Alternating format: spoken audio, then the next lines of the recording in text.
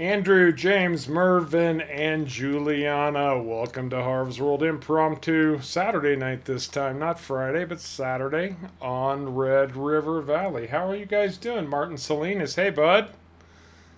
How's it going? How is everybody doing on a Saturday night? Well, if it's night where you're at. I don't think it is for some of you, but for me, it's a Saturday night. It's a Saturday night, and I ain't got nobody. Easy. How you doing, bud? Seriously, how's everybody doing? You guys having a good... Did you have a good week, and are you having a good weekend? I hope so. I can't complain too much. It's been kind of just a kick back and chill a little bit. Kind of gearing up for FS19, if I'm honest, you know? I think we're all ready for that at this point. Thinking about how it's going to go, what I'm going to do, how things are going to play out. Outstanding, Juliana. Excellent. Great Sunday. Very nice. So, I'm just back on Red River. I took a chance. I've played a little bit this week, and I'm in the middle of summer at this point. Literally, as I've said a few times now, the only bloody thing to do when you're playing seasons in the summertime is contracts. Contracts and more contracts. And I had a bit of money built up, and so I decided to buy a new field number 4 here. So I need to get it scanned, see exactly whether it's, what kind of soil we've got and what I need to do to get it up to par so that when it comes time to harvest, it'll be worth a darn. Oh, I'm sorry to hear that, Mervin. I hope that, losing a parent is never a blessing, but at the same time, I hope maybe that brought you a little closure, and that one last thing you can do for a parent when they're gone. I've been there, man. I understand exactly how that goes. So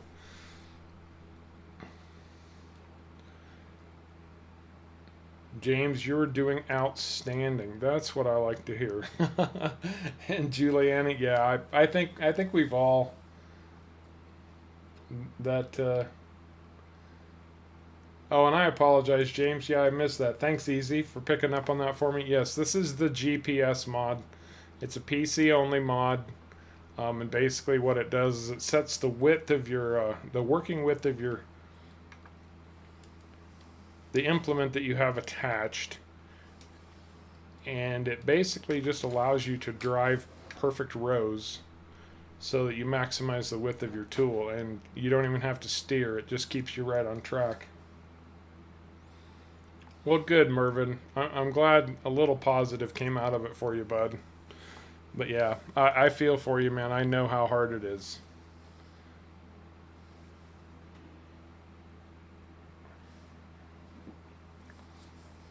Well, when you're ready to use GPS or James, I do have a tutorial for that.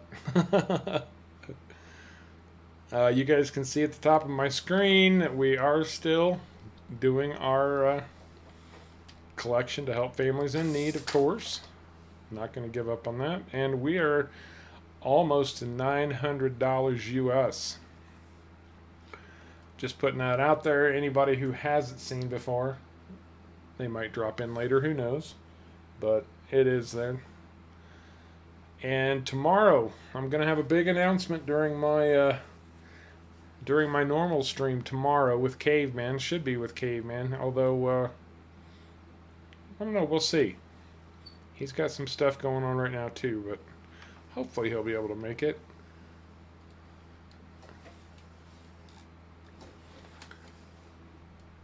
But yeah, tomorrow I'm gonna be doing some big announcements, and it's all gonna be focused on the stream that's happening a week from tomorrow. Yeah, Kyle, how you doing, bud?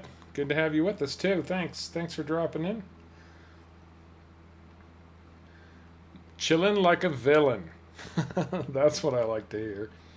That's the way Saturday nights are supposed to be. Or Sunday afternoons, or Sunday mornings, or whatever it is, wherever you're at.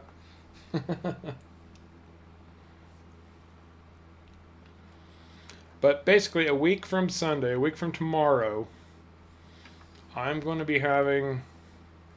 It's going to be a combination 5K subscriber celebration stream and a big push toward our helping families in need for Christmas. Hey, Mark Reynolds, welcome to the stream. Good to have you on a Saturday night. We'll be doing some giveaway action a week from tomorrow. We'll be doing a little bit of auction action. I will tell you that Giant Software has generously donated to our Christmas cause. It was very kind of them. You'll find out all about this during the stream tomorrow. I'm not going to give too much away tonight. Just let everybody know that what's happening. One of my subscribers is doing something incredibly nice that I think is going to be something that a lot of people will get, would enjoy if they are able. Lots of stuff going on. Lots and lots of stuff going on. And of course, tomorrow we're on PV Uncharted. And we always have a good time. Man, we had a great stream on Wednesday. If you missed it, I'm sorry, but Wednesday night stream, we were just having a ball. Fun was had by all. Alright, enough about me. What is going on in your worlds? Seriously. I want to hear about you guys. I talk about my crap all the time. I want to know about you guys. What's going on out there? We've got at least 2 people from Australia. Something has to have happened in Australia this week.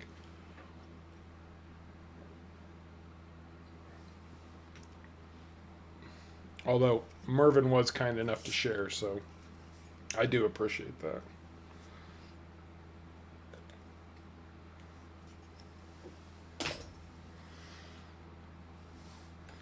Yeah, easy. It's not the most intuitive mod there is.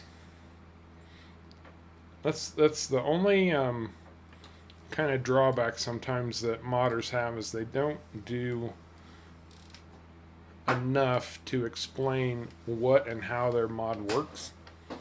Sometimes they do. I'm not going to lump everybody into one category, but and my tutorial is very basic. It only covers the basics of what's possible. Owzy, how's it going? That's our 3rd Australian for today. Outstanding.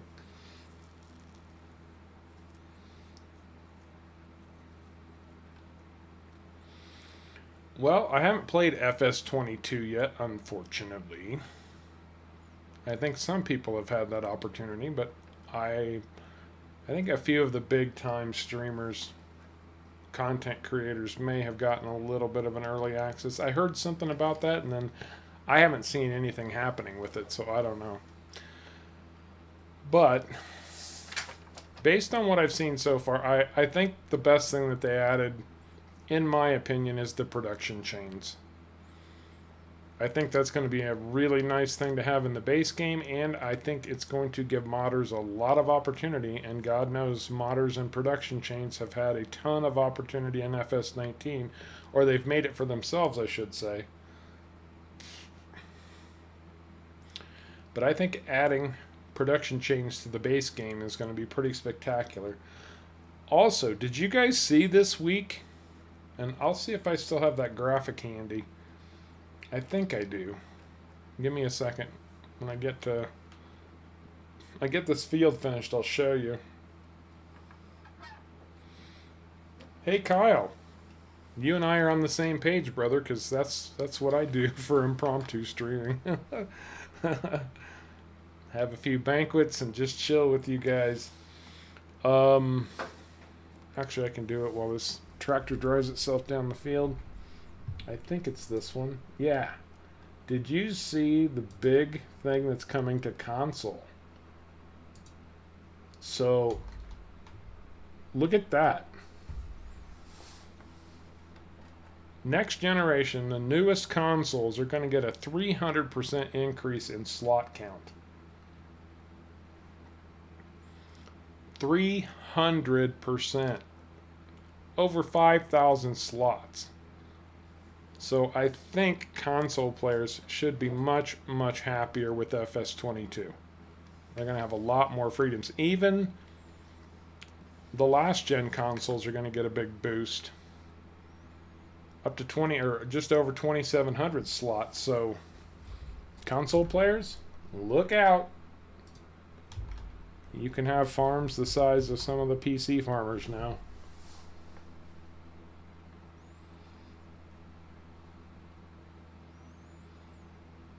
Oh, thank you, James. I'm glad they're helping you out, and I'm glad you're making bank doing contracts. Absolutely. What's your favorite? What's your favorite contract these days? I know what mine are, but only because they're bloody easy.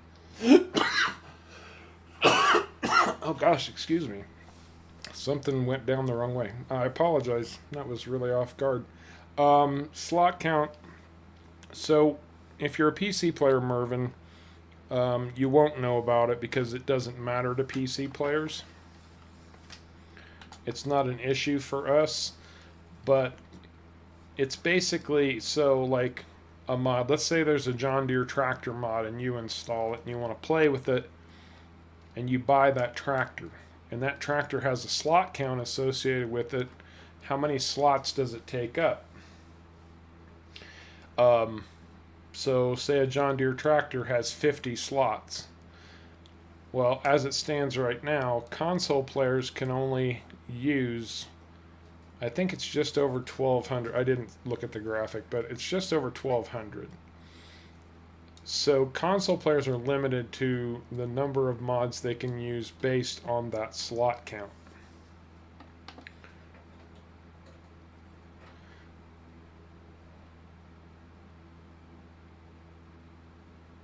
Sonic, how you doing, bud? Welcome to the stream. I hope that kind of explained it a little bit, Mervin. Alzy, this season's harvest netted you 1.9 million. That's a heck of a harvest. What map are you playing on, man? Or is that a real life harvest? Because you know, harvest season in the real world, we're just, well, no, not in Australia. You guys are just coming into planting season, aren't you? Yeah, you would be. Time to buy some lime.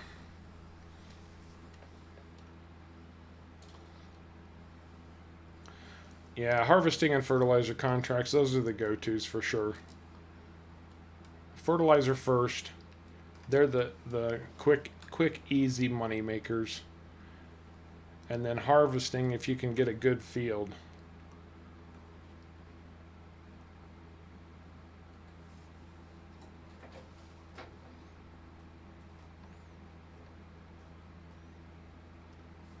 Ah, Flint Hills, nice. Very nice. Okay, well this is filling with, well, let me double check first. So this is, field 4 is a lot of silty clay, which is not very good soil.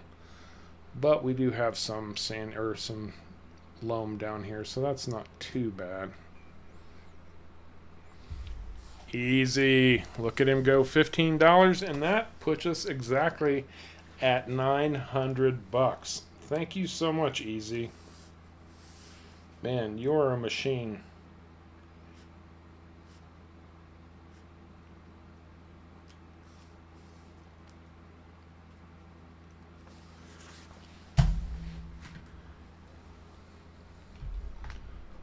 Okay, so our pH doesn't look horrible, but we've got oats in this field. I'm debating, do I or don't I? Well, if the pH is good, it won't let me add any. Nitrogen's horrible, so we're definitely going to have to fertilize. Yeah, we'll fill this thing up and see if it needs to take lime.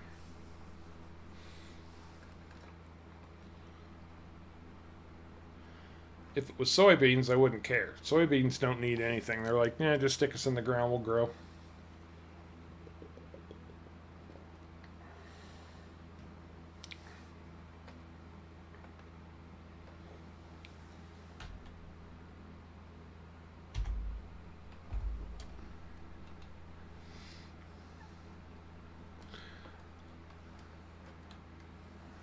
Not yet, Kyle. Not yet.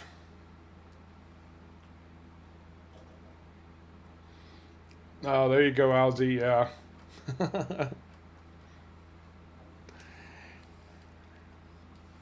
I like this corner. It was reasonably priced. This corner. Oh, better unfold. I didn't start with any of the farms that he had set up. I want to build my own thing. You know. It is taking some lime. Yeah. Okay. It wants lime, so away we go.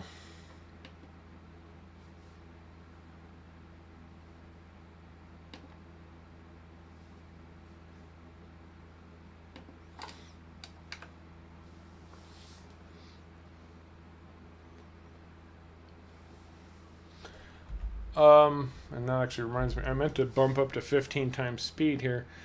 It's kind of a balancing act, Juliana. Honestly, it's, you know, how fast do you.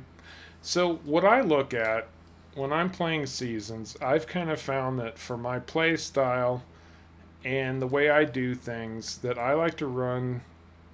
Normally, I run 6-day seasons. On this one, I'm running 3. And I run them at 15 times speed. And it's really finding a balancing act between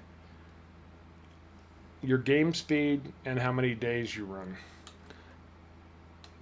And you're never locked into game speed, of course. Some of us just feel the need to set stipulations, like me. But I would start with 6-day seasons. I don't know about anybody else, and guys chime in here because I don't have the definitive answer on this one. Um, I would literally start with 6-day seasons. I feel like anything longer than that, and you're just running out of stuff to do.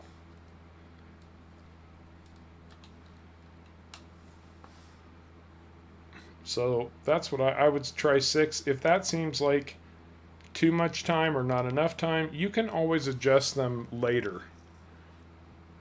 There's nothing in seasons that says you can't shift your seasons or the number of days.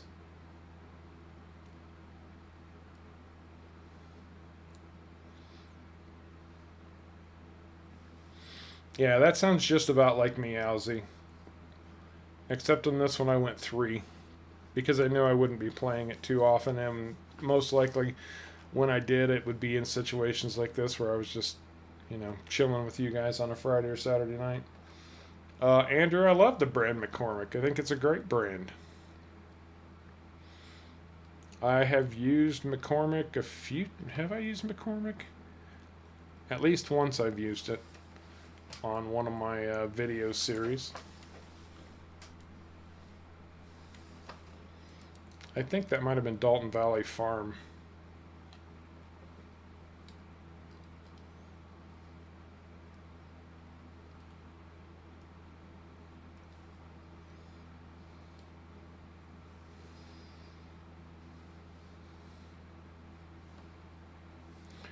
Yeah, when it gets tricky, Juliana, is sometimes, depending on the map. Oh man, this is really sucking down the line. Look at that. Now, I know I didn't fill this thing all the way up, but I didn't even get around the field once and it emptied out on me.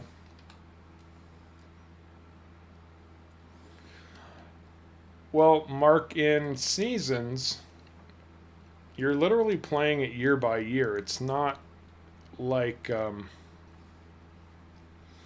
not like your normal game where your crops grow, you harvest them, you replant them, you wait a couple days, you reharvest them again, and so on and so on and so on.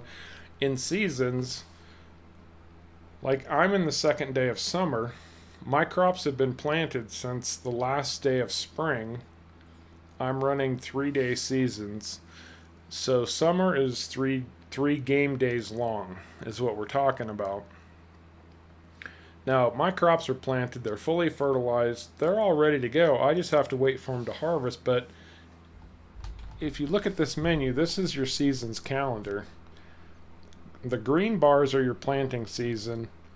The yellow bars are when they're going to be ready to harvest. Now, for example, I've got soybeans. I got my soybeans planted. Third day of spring, I'm pretty sure it was. They're not going to be ready to harvest until at least the first or second day of the fall. So all this time in between planting and harvesting, I've got crap that I have to figure out. That I need to go find stuff to do because I can't work my own fields.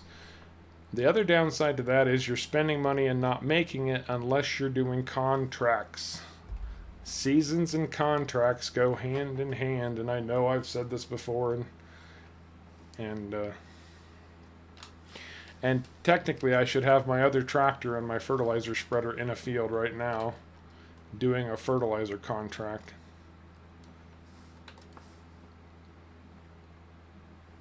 Because I am shorting myself a little bit of cash here by buying this field 4.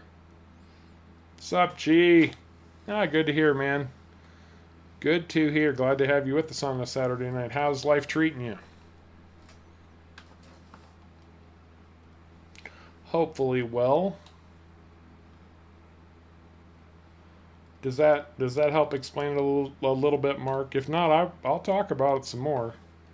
I haven't done anything on seasons tutorial-wise, unfortunately. That's, so many hours in a day and all that bloody mumbo-jumbo, but unfortunately it's true.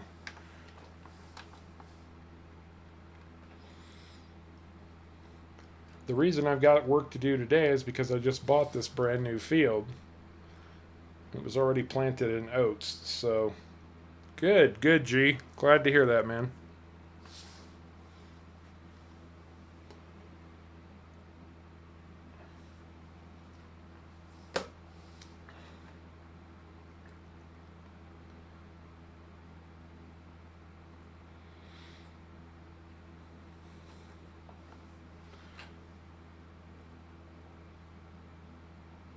Well, that's good. Any day you've learned something new is not a wasted day. Although I am intrigued, what specifically did you learn new? Okay, good, Mark. Good to hear that. Sometimes I feel like I just start getting all jabberjaw and that I'm not explaining myself or being very clear in what I'm trying to say.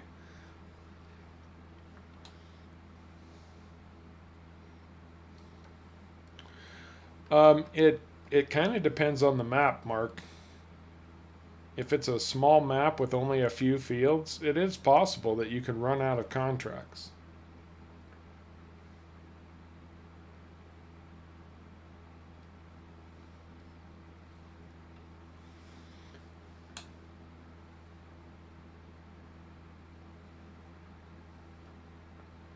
I always find that I'm mostly too busy in the spring with my own fields to worry too much about contracts, but I get what you're saying, yeah.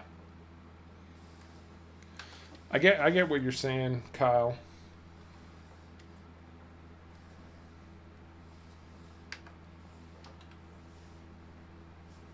And we're off. Just a smidge. Darn it, Bobby.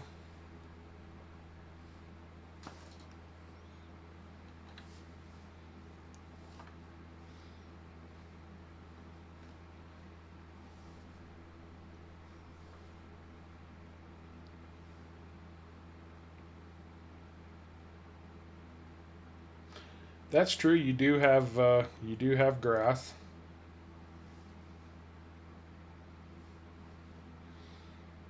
No, Bradley. That's why this stream is called Impromptu. That means unscheduled, just kind of spur of the moment. When it happens, it happens. No guarantees. PV Uncharted streams are scheduled and they are on my YouTube channel. As scheduled, my man.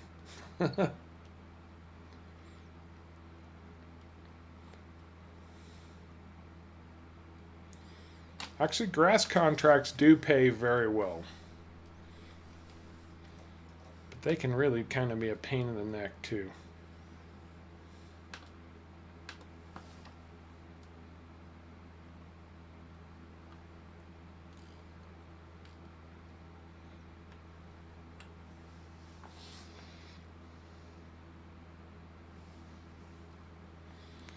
Um, Juliana, I absolutely positively use the Better Contracts mod. Without doubt, without a fail, and no, I do not consider it cheating. The contracts are there. It's not like Better Contracts is necessarily creating contracts. It's just opening more slots for contracts to be available. Why should there be a limit to the number of available contracts? That seems like a bit of a ripoff on the programmer's part. Like, oh, I can only have 16 contracts listed in my thing at a time. I can only take one contract at a time. Why is that limit in place? It makes no real world sense if you're genuinely playing a simulator. Now, where it does and maybe gets a little bit cheaty if you use it is if you clear your contracts and then create new ones trying to find better contracts. That could be considered a little bit cheaty.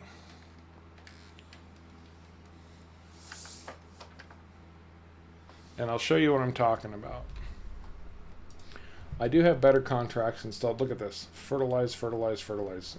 Just tons of fertilizer contracts. It's summer, everybody's fields are planted, and they need fertilizer, which I will be doing a bunch of these. I can hit the new contracts button.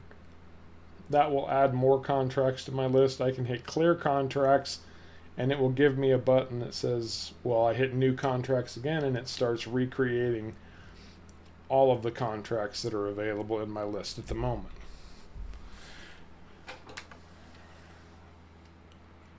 So that's where it could get a little bit cheaty.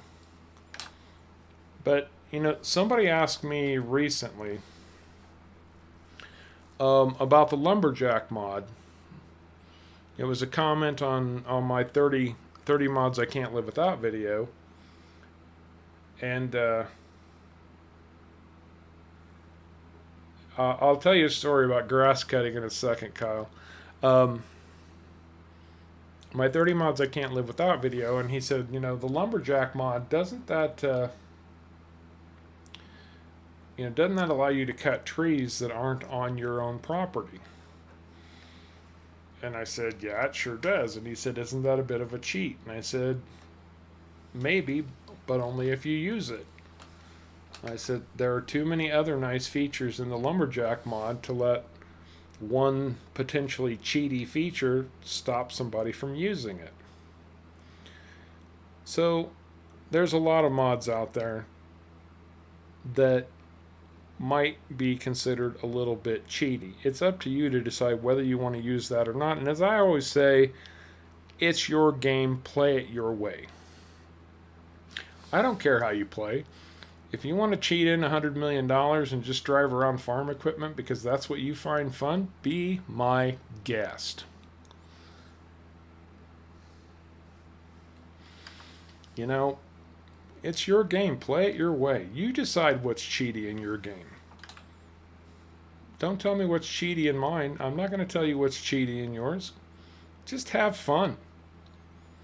I mean, if I wanted to be cheaty, I'd hit my F11 button, open up my easy development commands, and start adding hundreds of thousands of dollars. Or I could add bales to the map, or wool, or logs, or virtually anything. But I don't use it. I use it to set up, and then I'm done. So, oh, that's fair, James.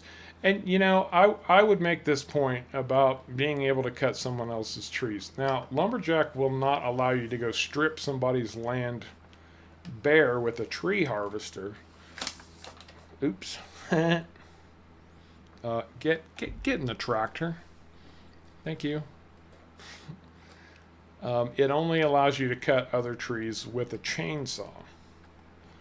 And you've ever had that situation where you've got a road or a turn or something and there's a tree right on the corner and it's always in the way, and you know map makers do this on purpose just to make your life miserable.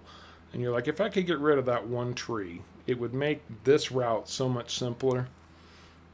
I think that's a situation where it's absolutely fine to throw some lumberjack mod in there and get rid of that tree.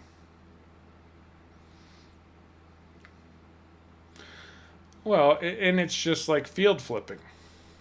Now, personally, I consider field flipping a cheat that I won't use. I'm not saying you can't use it. If that's the way you want to play, knock yourself out. Field flipping is not something that I want to play with. That feels extremely cheaty to me, like I would be cheating myself. But people do it all the time. So, and if you don't know what field flipping is, it's checking your map and looking for a field that's ready to harvest. You go by the field, you harvest the crop, you sell the crop, and then you sell the field back to whoever you bought it from for the exact same price. So you're basically just stolen somebody's crop. That's field flipping. It's very much a game mechanic that is available to players, and plenty of people have used it to add additional money or whatever. To me, that's not something I want in my game, but if that's your thing, knock yourself out.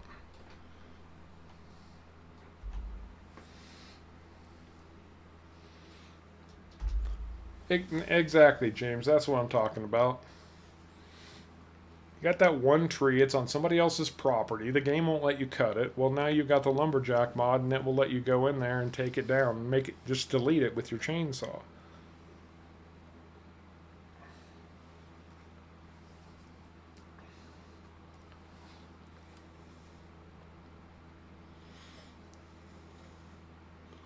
It's not, it doesn't add just a free for all component. Go harvest every tree on the map and don't even buy the land. I mean, you could, but you have to do it all with a chainsaw. Every bit of it. It does not work for tree harvesters.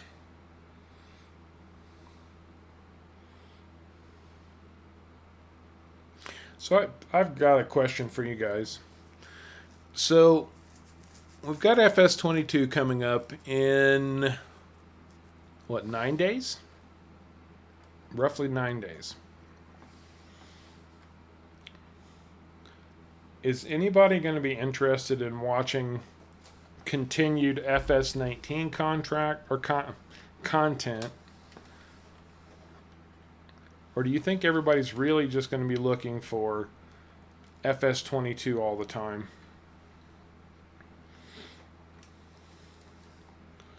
Because I'm kind of have a sneaking suspicion that after 3 years of FS20 or FS19 content, there's a lot of people who are just going to go, been there, done that, got the t-shirt, ready to look at something new.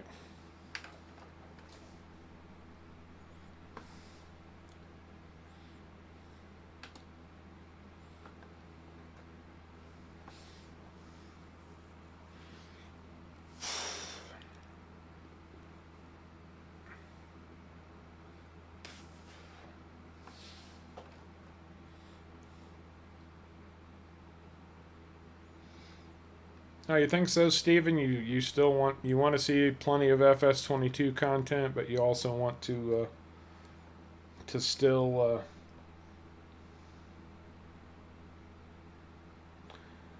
I can, Colby. I can tell you right now. Well, no, I've got a few interesting ones. Give me just a minute, Colby. Steven, so you're still interested in seeing some FS19 content, but you want some FS22 as well. I think everybody's really psyched about 22, so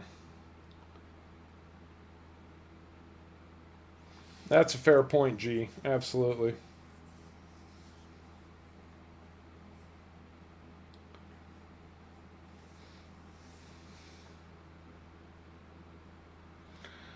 Mark, believe it or not, now I'm not going to say there are many of them, but they're still out there. There are still modders that make mods for FS17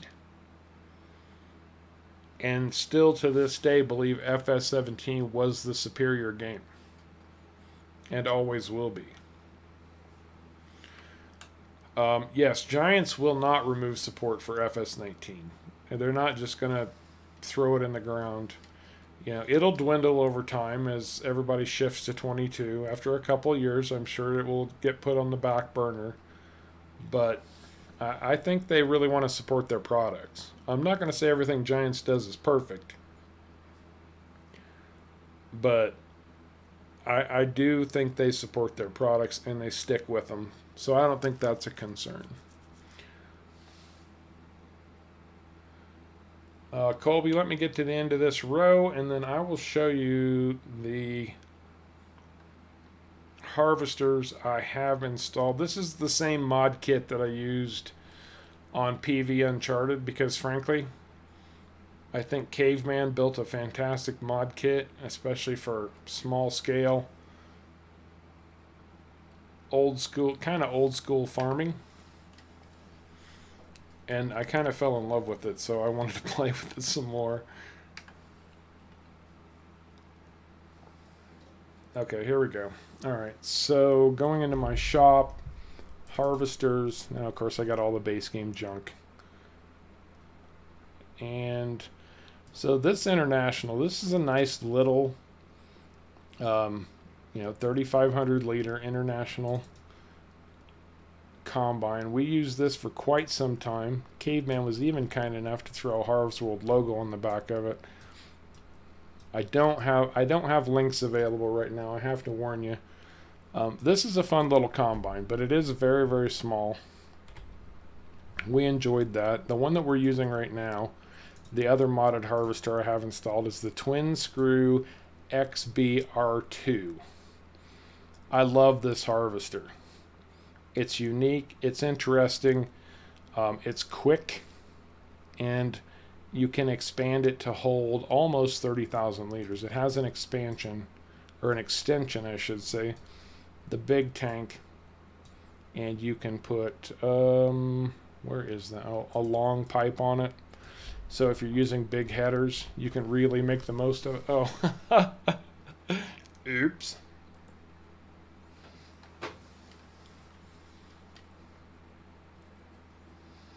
Harley. What's the good word, Harley? How are you doing? So those are the only two modded harvesters I have installed right now, Colby. But I like them both. A lot.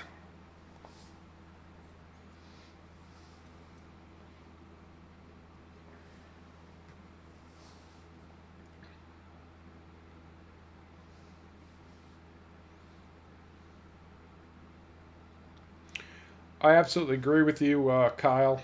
Absolutely agree with you. People are going to stick with FS19. You know, if I weren't a content creator at this point, I would have. And I'm just doing one more pass down this field.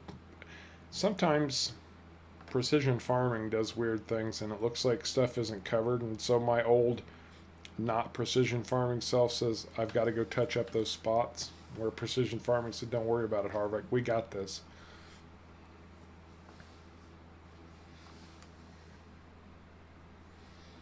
People don't know how to pronounce Colby? That seems odd. Bradley, I'm sorry. Let's see, catch back up. Yes, like I play American Truck Simulator, I use a mod.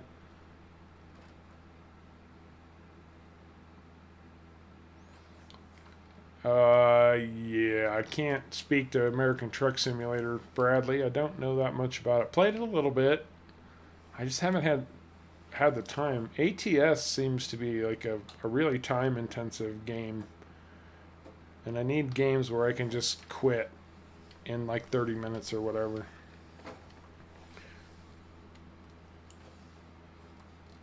Okay, we know that the nitrogen on field 4 is absolutely horrific, so this is going to need a big splash of nitrogen as well.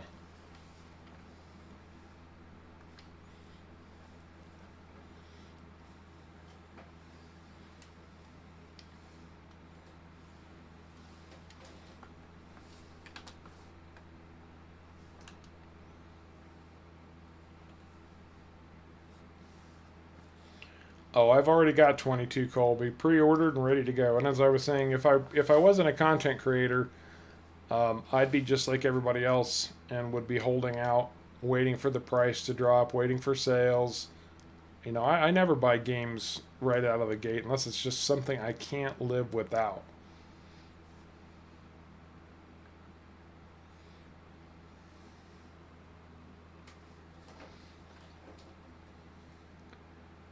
And FS19, the FS series in general, is so mod intensive. I've said it many times, and I think just about everybody would agree with me that, Giants made a really good farming simulator, but it was the modders who made it a spectacular game. This game would have died in about 6 months if it wasn't for the modding community and all that they have done to keep this alive.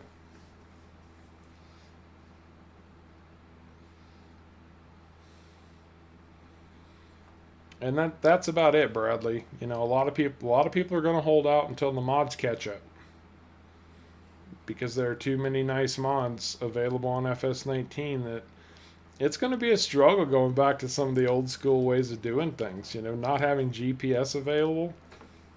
Man, how will we live?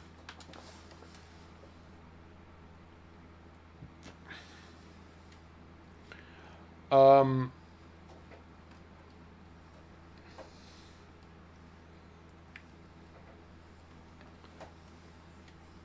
so Colby, this is kind of what I've got in my head. Um, the Monday that it comes out, November 22nd, I'm gonna hold kind of an unboxing stream. I'm gonna have a stream that evening, probably around 4 or 5 p.m. Pacific Standard Time US. It'll be the first chance I have to dive into the game and play, and we're going to check it out. I'm going to show everybody what I'm looking at. Probably take a recommendation on what map to dive into, look at all the what new settings are available, if any, all of that stuff, and give everybody kind of a first look from Harv's perspective. And then I need to get together with Caveman, and some things are going to be happening between now and then too that I don't want to give away yet. I'll talk to Caveman and see, what he thinks about the maps in 22. He's got the game pre-ordered also, and that'll give us a chance to look at multiplayer. So we are going to get into 22 pretty quickly. Although I really, really like PV Uncharted. And I don't want to walk away from that completely. But we'll see how it all works out.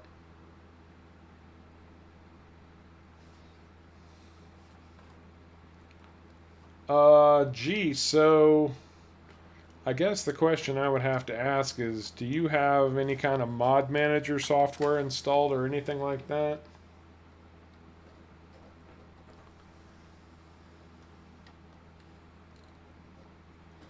What he means, G, is that you have to make sure you click the check boxes when you're just before you load your map.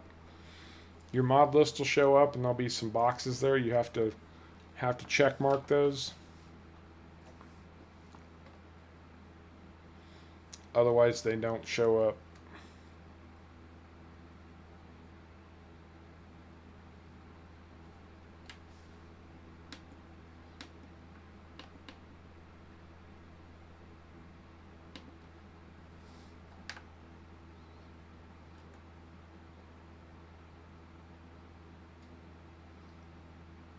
All right, Kobe. We'll see you in a little bit, man. Oh, they don't show up in the list at all.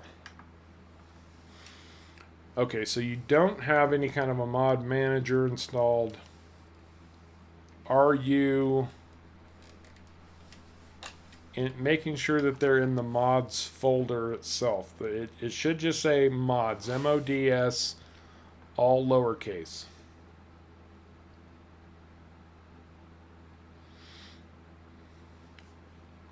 Exactly, Kyle. That's going to be a really big deal in FS22. A lot of people are really stoked that crossplay is coming.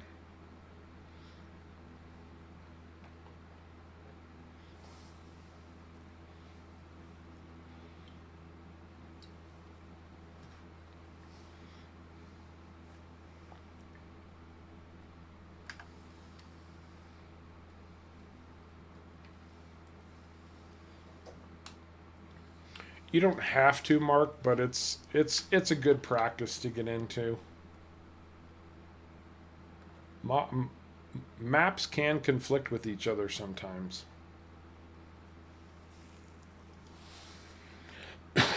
Where did you get the mods from, G? I have mods that won't. I've had mods that won't show up, and I just consider them broken mods. But they've been from questionable sources.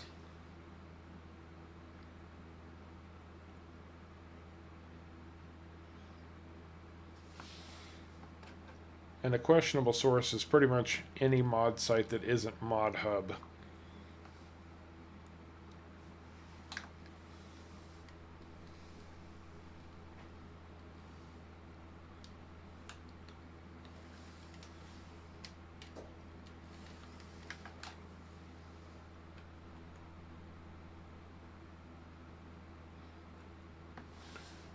So, do you mean the official FS19 Mod Hub, or are you talking about a site like FS19.net, which is an external mod site not related to Giant Software?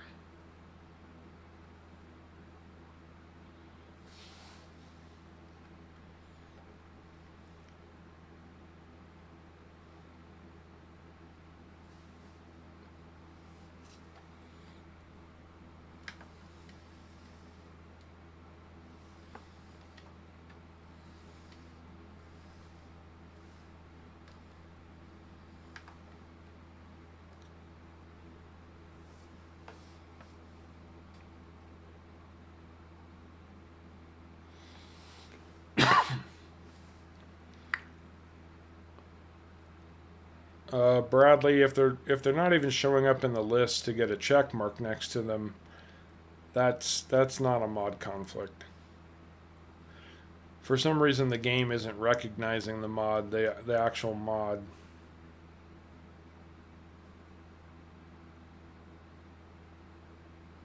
Okay, G. Well, that is very, very odd.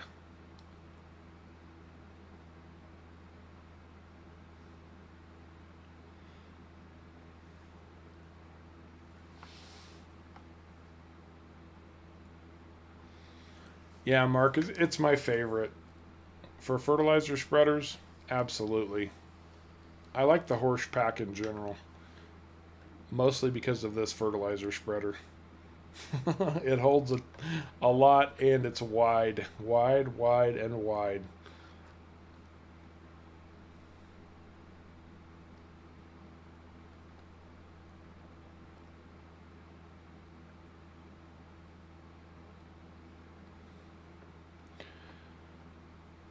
That's a fair point, Mark. I was talking to a young lady today who was asking about the workshop tabber mod, and she wanted to know if there was something she had to do to activate it because it wasn't working in her game.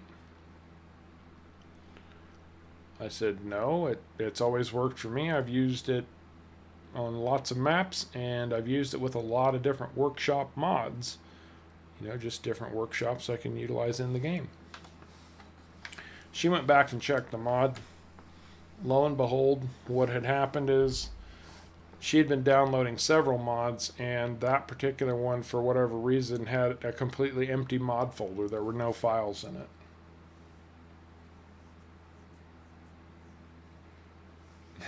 Mark, I don't doubt it.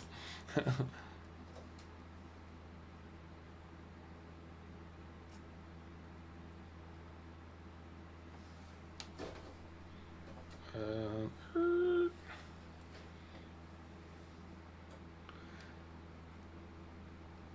so see, it's only 5 o'clock, and I just fully prepped my field. I didn't have to plant it or plow it, but I scanned it, I limed it, and I fertilized it, and now it's waiting for harvest.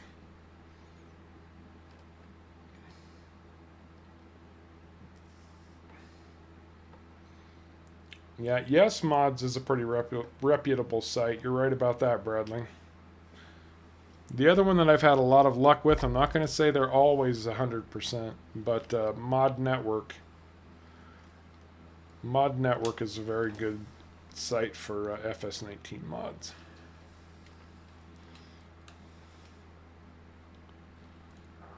Alright, time to go make back some of this money I've been spending today, because it's going to be expensive come harvest time.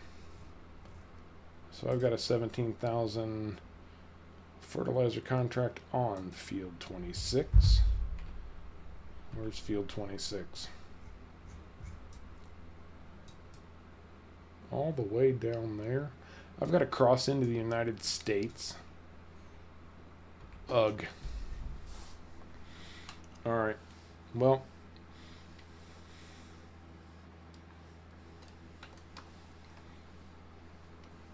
I'm not going to get it done by whining about it.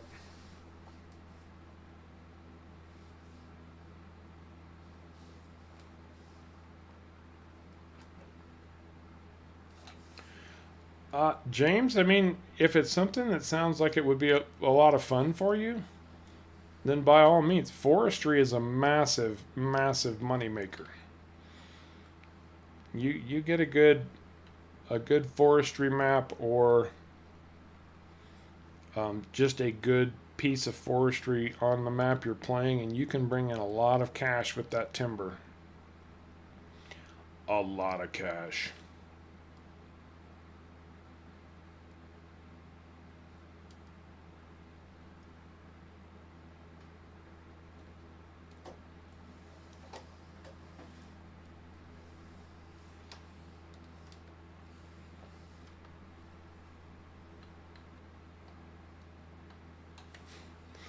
There's nothing wrong with the USA. I've lived here my whole life.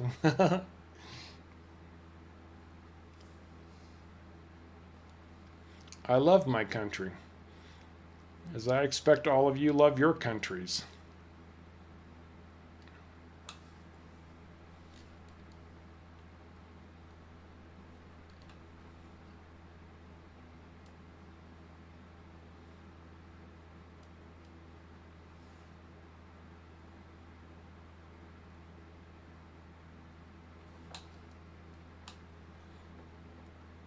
It's dinner time. I could stop at McDonald's for a Big Mac.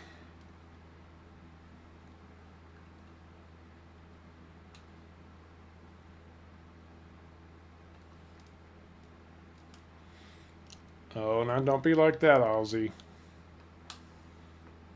I know it's what it's what people in the world do. It's almost a cliche. Bashing the United States is almost too easy at this point. I'm not stopping.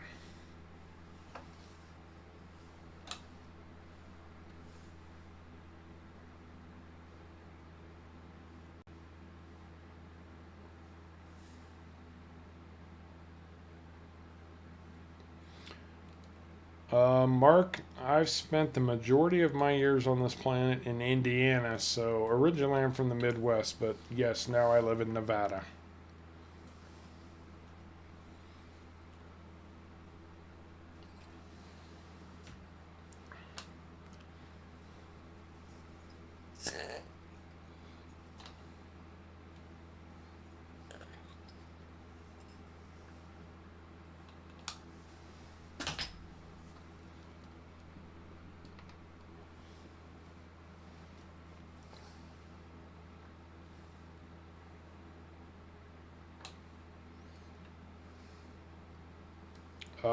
Yes, sir, Mark.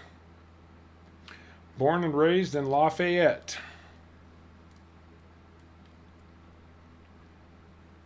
You know, between Indianapolis and Chicago. That's exactly right, Owsy. Every country has its good and its bad. Where am I in relation to this field? Did I miss it completely? Yes. Oops. I drove right past it. Oops, sorry about that. I just bumped my microphone. That couldn't have been good.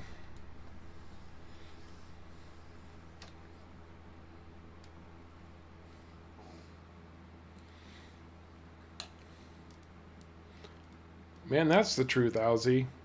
You guys have bred like every conceivable thing on the planet that will kill you just by looking at you.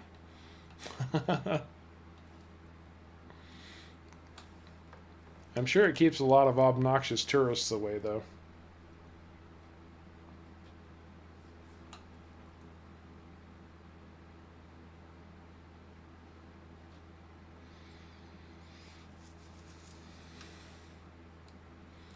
Oh, I drove a truck for about 10 years, Mark. 5 of it was over the road, so I saw the vast majority of the U.S. I am like totally off my game. I'm like lost. That's what I get for leaving Canada. I know this field is over in this direction.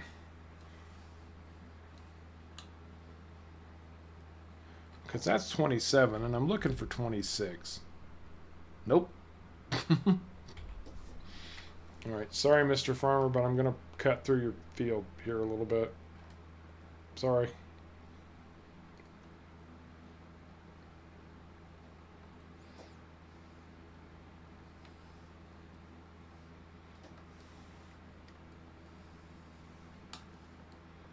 That's what you like to tell everybody, Steven? To keep the obnoxious tourists away? Yeah. Yeah, we've got every deadly thing that's so small you'll never see it until it's already killed you. So you probably don't want to come here because you'll most likely die. Whew, I finally made it to field 26.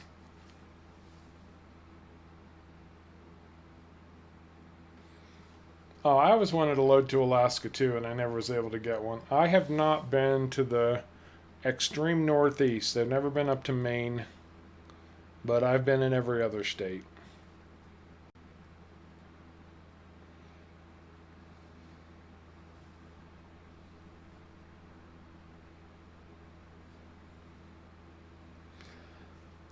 Kyle, I seriously doubt Giants will make a Canadian map for FS22, but I can almost guarantee you a modder will.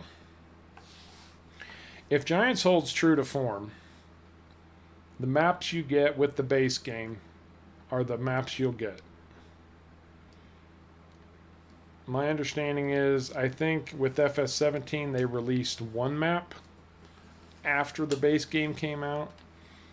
With FS19, they released no maps. No, Erlengrad. They released Erlengrad. That was the only one that was additional after the base game came out.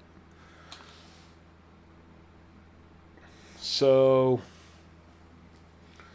Giants doesn't do a lot of map making. They leave it to the modders.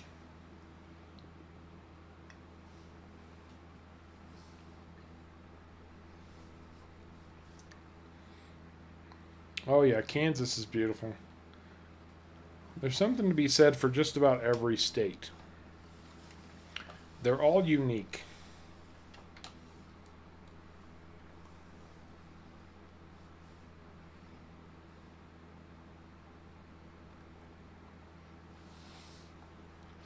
Yeah, I've been as far as upstate New York. I want to say I was in New Hampshire only one time. I was all the way out on Long Island at one point in New York, which I don't really recommend, but hey.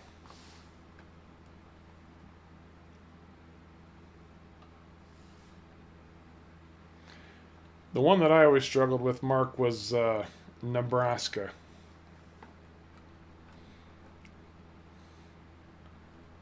Flat, flat, and flat. You can see for 100 miles in Nebraska, and I'm not even exaggerating.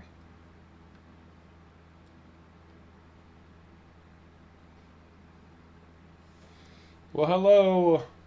I'm going to butcher your name, and I apologize.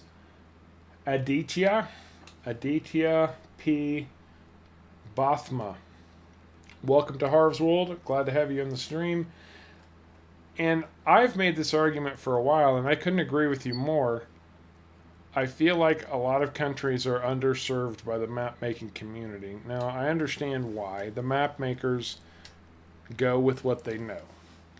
You got a map maker that lives in England, they're going to do European style maps. That's what they know. That's what they're comfortable with. But there are so many countries out there that have great agricultural stories,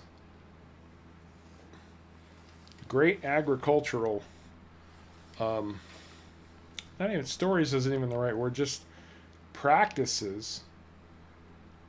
Why don't we have a map of China? Why don't we have some maps from Japan, Taiwan, Africa?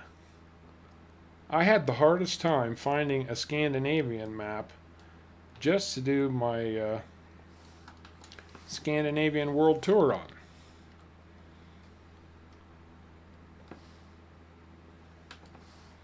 But I guess the point is, until you get somebody who's from that country that wants to share a map of the world that they live in, you kind of take what you can get from all of the American and European map makers who are making maps of the country that they know.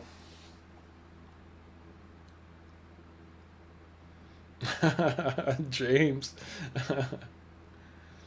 Oh, James. So okay, that was a giveaway, James. You're in Nebraska, huh?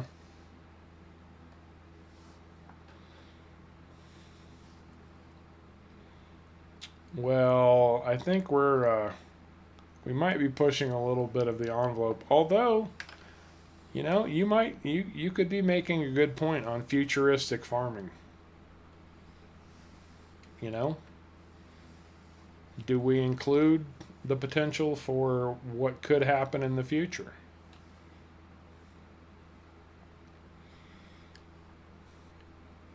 Do we do a Mark Watney potato farm on Mars?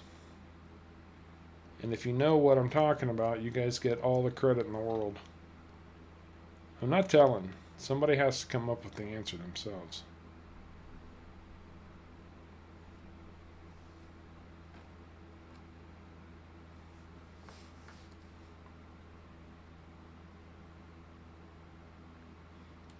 And I will say I could be a little bit biased because, I was doing the world tour, so always looking for new and interesting places to take that.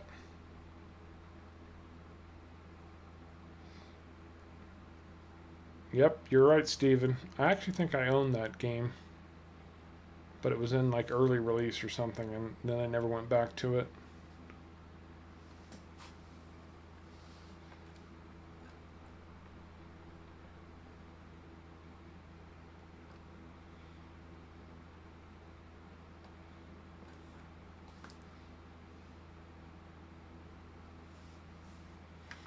Laredo, Texas. I remember Laredo.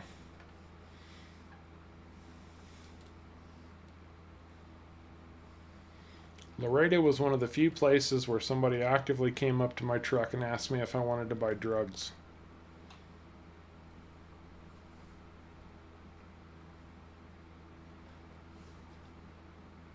So, Kerbal Space Program meets Farming Simulator. That might be a little bit fun, actually.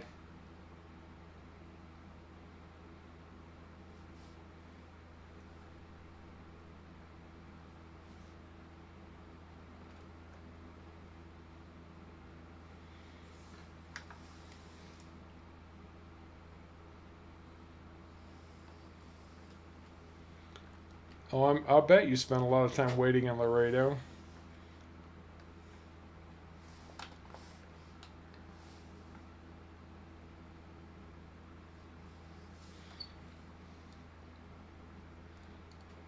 Waiting for customs to release whatever shipments coming across the Mexican border.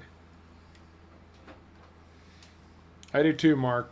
Kerbal Space Program will go down as one of my favorite games. You know they're coming out with Kerbal Space Program 2, right?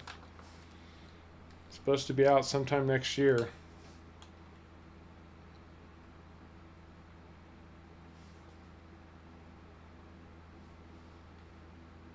Oh, there yeah. Yeah, you know. I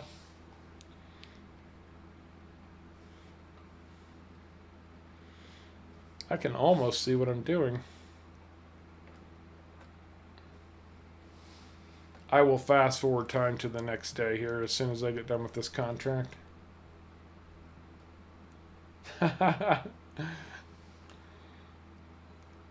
It's okay. We understand. You're not the first person. You won't be the last. Aditya. I hope I'm not butchering your name too bad. I get really self conscious about pronouncing people's names properly, so I hope I'm doing it right.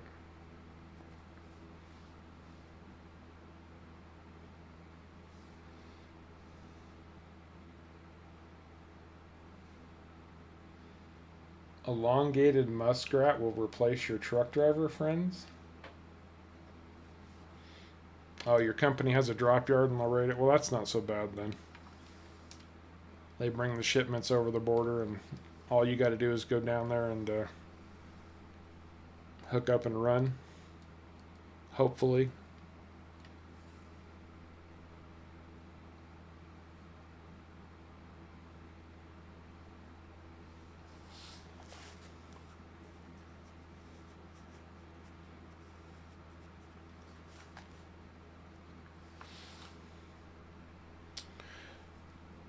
I could say, Aditya, that if you really want an Indian map, then maybe it's time to become a map maker and represent your country. I think that would be fantastic.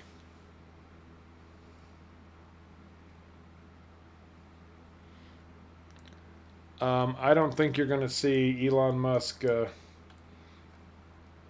replace truck drivers anytime soon. I don't think most people would trust the automated cars, honestly, yet. I know I wouldn't. Stop that. They're not anywhere close to being ready for that yet.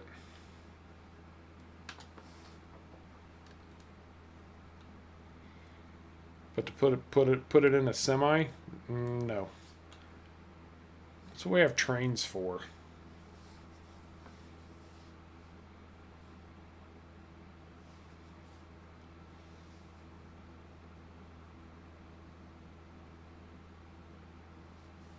Yeah, Kerbal Space Program 2 is a long time coming. There we go. That's what I was looking for. Okay.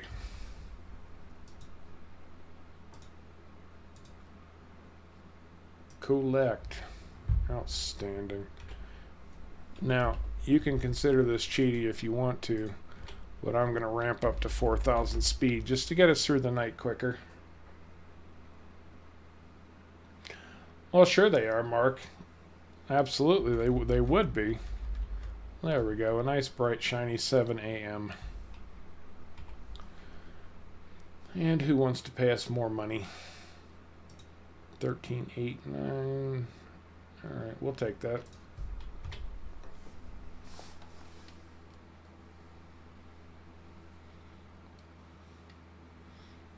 I guess I should have looked at my map to see where it is.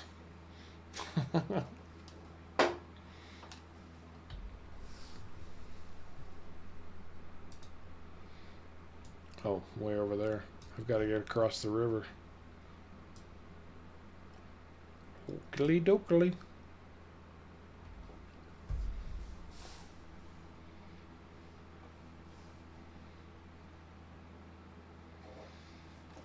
I'm sure, yeah, being a student, I mean, you've got your hands full already, so taking on... Whoa. All these crops are ready to harvest, and it's only the third day of summer? Alright, since the map just updated itself, I better go look at my own fields.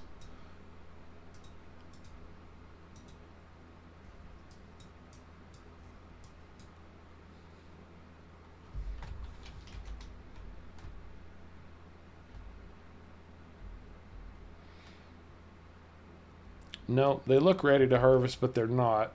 This looks like the last stage of growth on this map for wheat and barley. Okay, good. Whew. But yeah, I'm sure being a student, you have your hands full already, so taking on something like a big new skill to learn isn't in the cards at the moment. Let's see. Josh Rogers.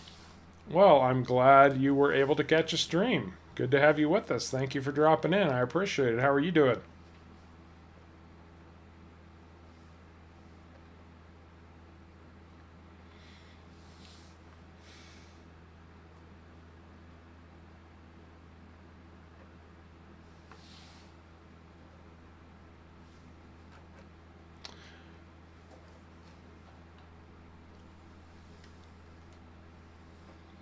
Well, I don't know about other countries, James, but, and yeah, I'm trying to find a way across this bloody river.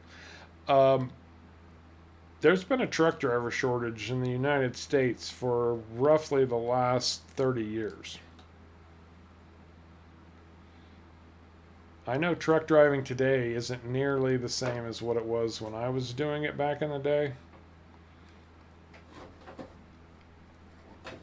Ruh-roh. I got myself all bunged up.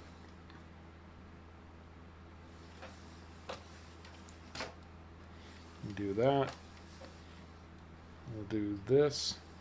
Man, I smacked the crap out of that tree and got myself really stuck. Like wrapped around it stuck.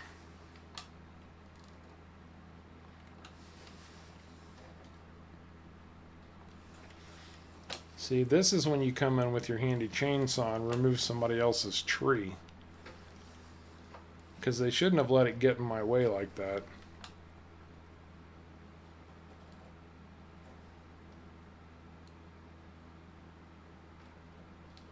Oh, well, congratulations, Josh. I will tell you, man, be prepared to work your butt off.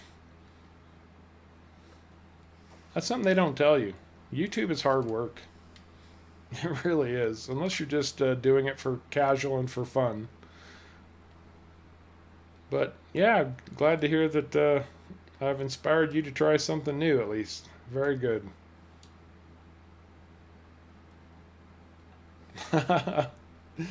Yeah, James. I don't think we're quite to food shortage stage yet, Bradley. It's not quite that bad. Although in the next 30 years or so, they're saying that farmers are going to have to double their output to keep up with world population.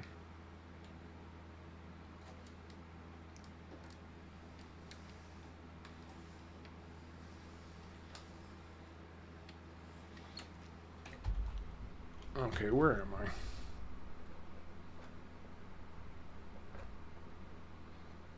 Oh, I need to take a right turn at Albuquerque. Oh, shut up. I didn't ask you to honk at me, and I wasn't in your way. You could have made that turn 17 times.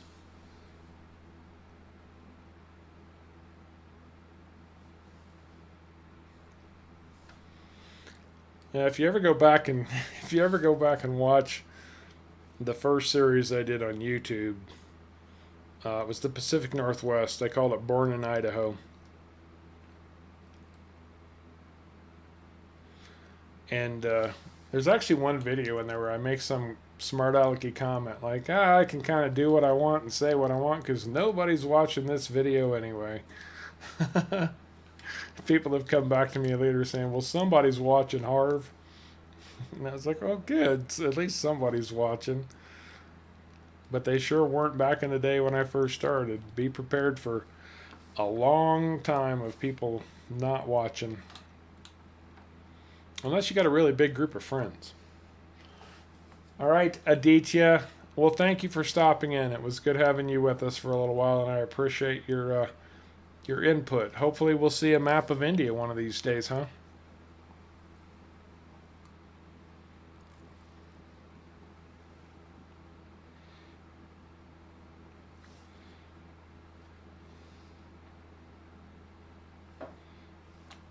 Oh, easy. You went the route of owner operator, huh?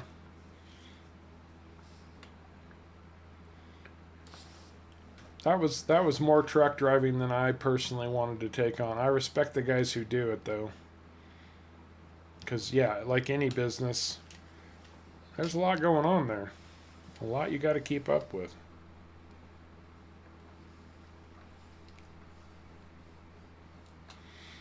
Maintenance schedules, wear and tear. Now, do you work with some kind of a broker to schedule loads for you? Do you have to shop around for loads and things like that? Or are you leased out to a company kind of type situation?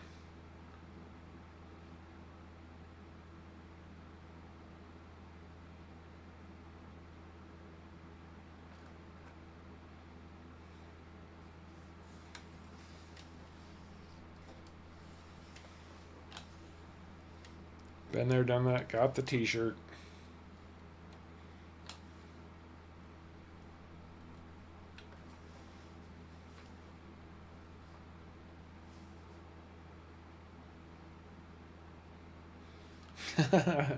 Left turn, Clyde.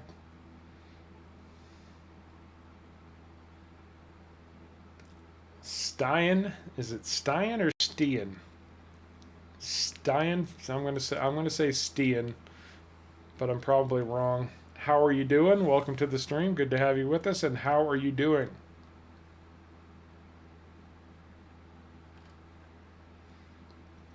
Do a quick glitch. You have one. I'm not sure I understand what you mean, but what what's going on, man? Tell me about it, and we'll see what we can do.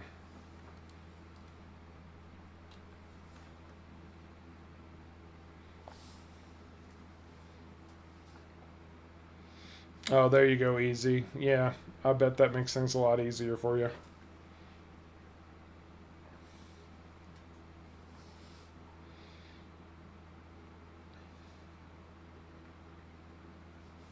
Oh, I turned my time too far down. Need to get back up to that 15 times speed and see if we can't get into fall. See, now these fields look like they're bloody ready to harvest. Or that they have been harvested. No, he's done some weird things with his crop textures.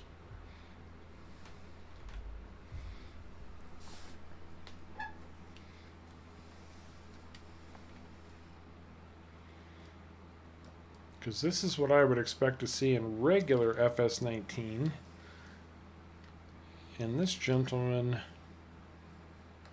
set his crop textures to look pretty much, in my opinion, like it's ready to harvest.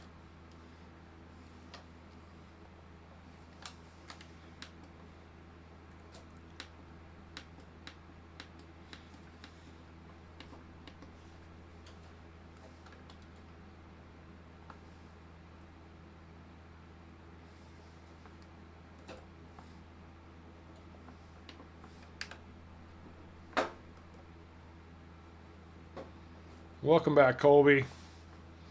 How are you doing, man?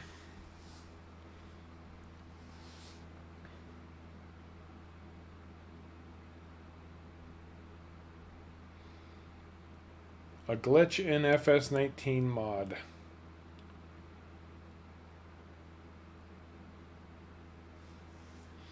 Well, which mod? Because there's lots and lots of mods. So, what type of glitch? What mod are you having issues with?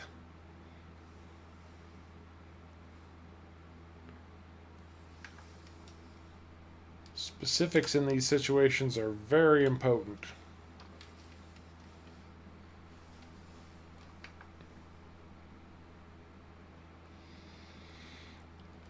Excellent.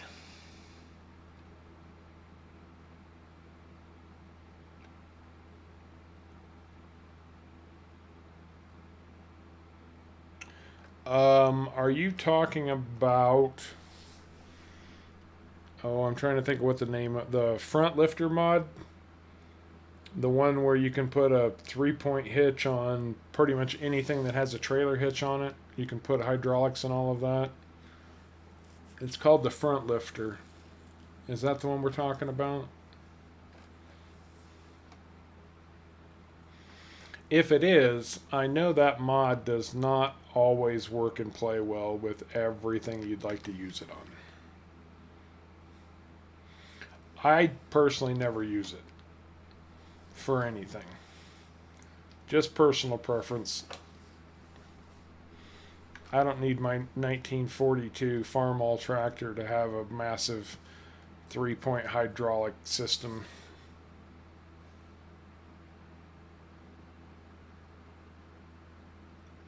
Yeah, that's the one I'm talking about. Stein. Um, if it's glitching, then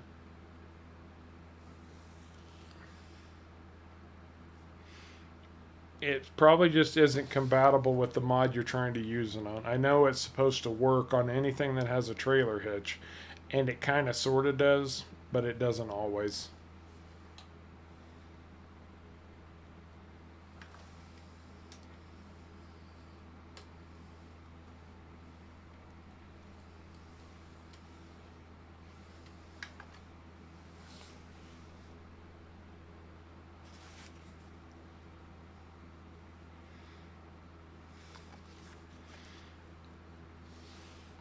So you're trying to use the 3-point hitch and then have it lift a weight that has a trailer hitch on it. So you're just trying to add some weight between your tractor and your trailer, basically.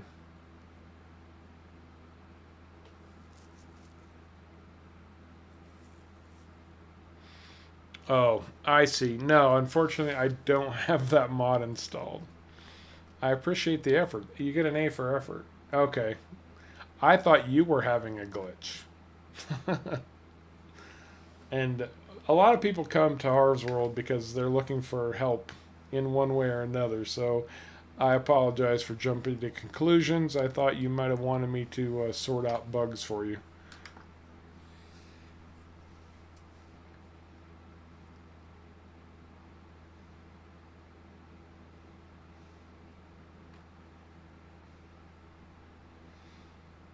Well, congratulations, Bradley.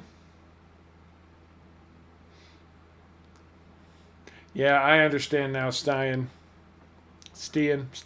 That's I'm gonna trip over that one all night too. No, I understand now. You wanted to show me something. You didn't want me to fix it for you. I got it.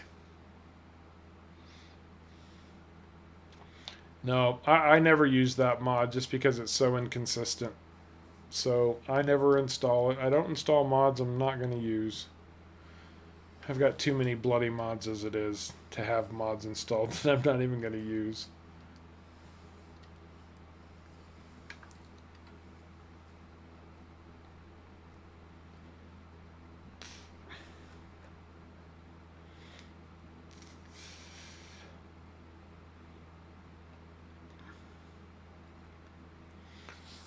I'm actually considering the possibility of fast forwarding through this last day of summer just to see if we can't get something that's actually ready to harvest.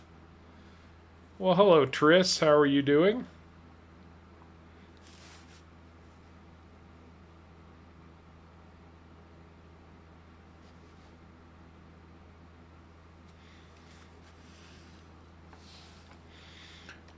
I feel like Tris was a little bit annoyed with the Willa Bay Town Council today.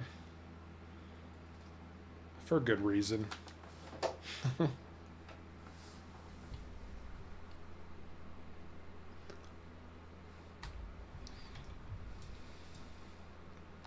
Stein. Okay, Stein it is.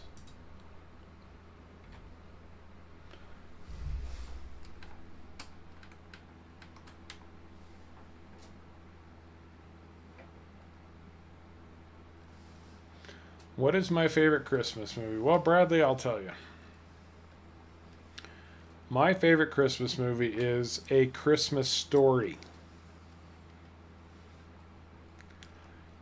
And the reason it's my favorite Christmas movie is because it contains a lot of stuff that I can relate to in my own childhood. I grew up in the same general area that kid lives in. Um, a lot of the family situations seem really familiar, and it just cracks me up. I think it's hilarious.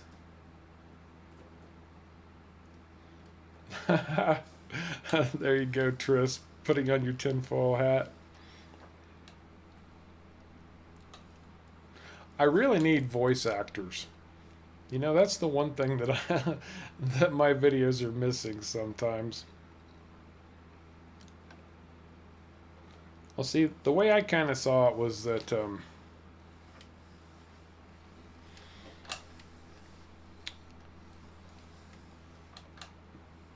the deputy sheriff had come over to check on Mrs. What's her name when things first went down.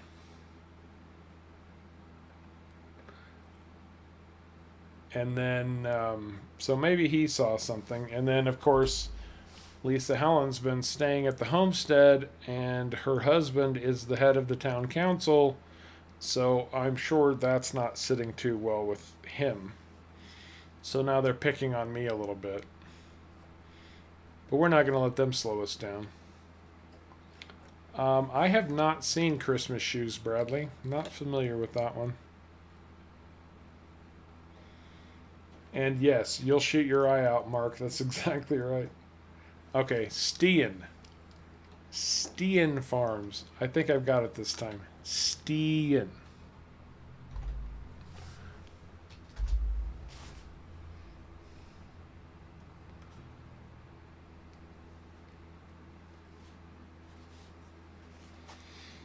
And for those of you who don't know, Triss actually has one of the streets in Willow Bay named after her.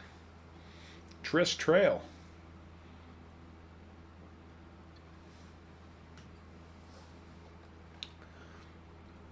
You know, I can barely remember my own name some days, and I actually remembered that.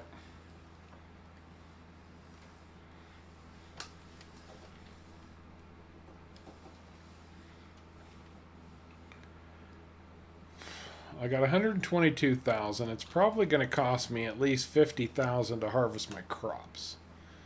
So I'm really kind of afraid I'm going to run out of money. I guess I could take a loan if I needed to. Oh man, there's a quick 22,000 though on field 7. I can't turn my nose up at that. Alright, where's field 7? Oh good, it's just down the road.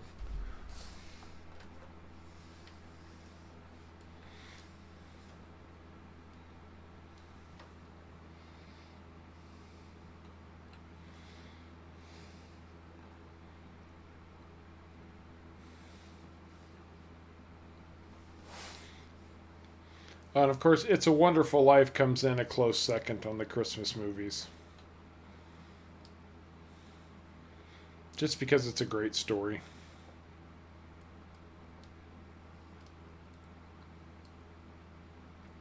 Christmas Shoes is a real tearjerker, huh? Do I want to be sad at Christmas? Isn't kind of the whole point of Christmas to be happy? I mean, no offense, Bradley, but I don't want to be sitting here crying, thinking about Santa Claus.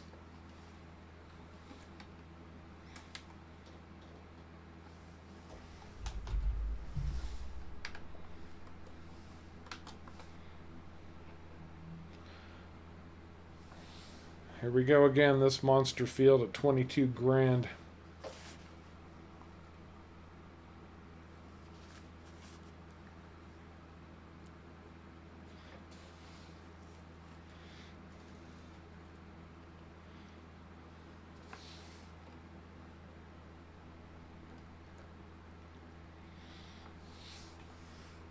And if anybody's wondering how Triss got a street named after her in Willow Bay, I had basically we'll call it a giveaway. I have 6 lots in my township on my homestead on Wilhelmina Forest, and I was selling them, selling them to viewers.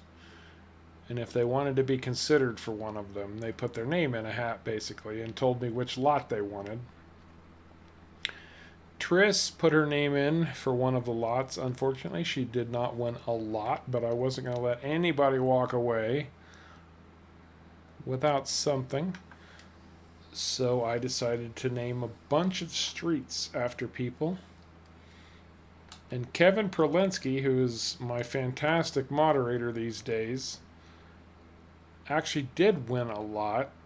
And he gave away his lot to um, another guy named Brandon, who used to come in a lot, but we don't see him much anymore, unfortunately. But he felt like Brandon should have his lot. And so Brandon has his lot, and I gave Kevin Prolinsky Park.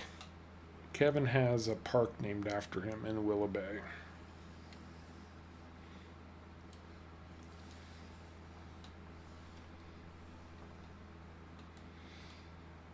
The Flintstones Christmas Carol.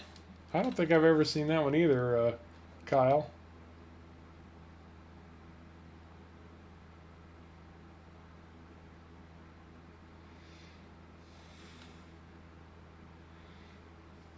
It's about his mom has sent the little boy buy shoes for his mom to meet Jesus. Okay. All right, Bradley. I mean, it sounds like it could be really good. I'm sure it is. The Grinch with Jim Carrey, James. I have actually never seen The Grinch with Jim Carrey, although I loved the cartoon version of The Grinch. You're a mean one, Mr. Grinch.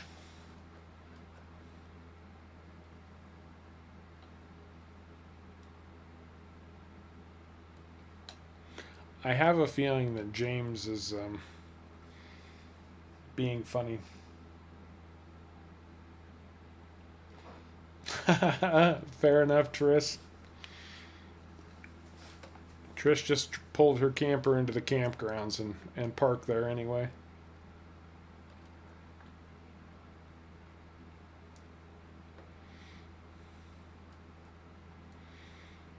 Because yes, my land on off the grid also has a campground now. Although we haven't done much with the campground.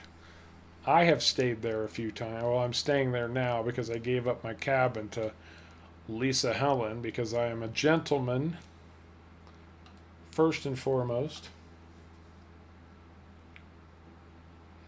Yeah, that's what I figured it was, Kyle. I was pretty sure.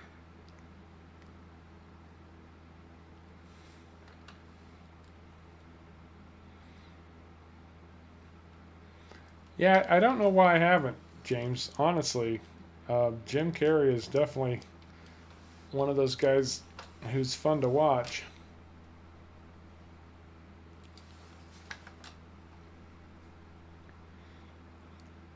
Although I liked him best when he played Andy Kaufman.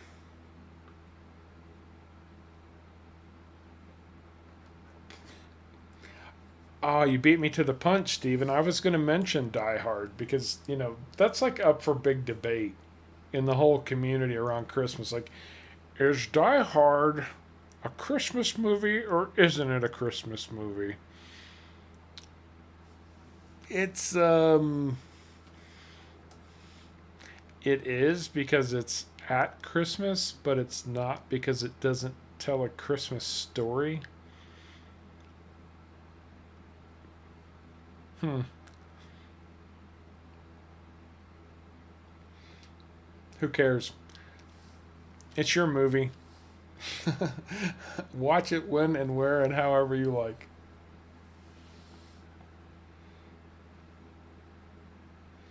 That's right, Tris. I can't do that to Julie. I mean, it was Kevin's decision to. He came over for a visit from England and decided to stay. That was one thing, but I mean, Harv's Helping Hands is still a business that I still own 50% in Chellington. Julie is running it over there.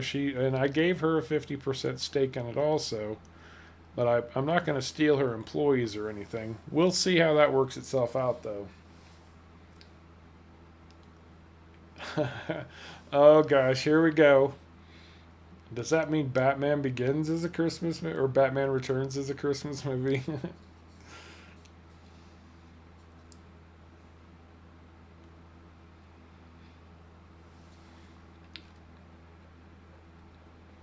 It's got some Christmas elements, Bradley, as in it's set during the Christmas season. There's a lot of Christmas decoration. Bruce Willis is coming to see his wife during Christmas time and his daughter, I think, right?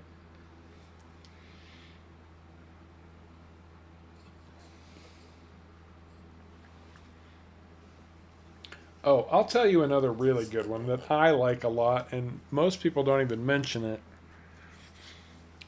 is The Santa Claus with Tim Allen.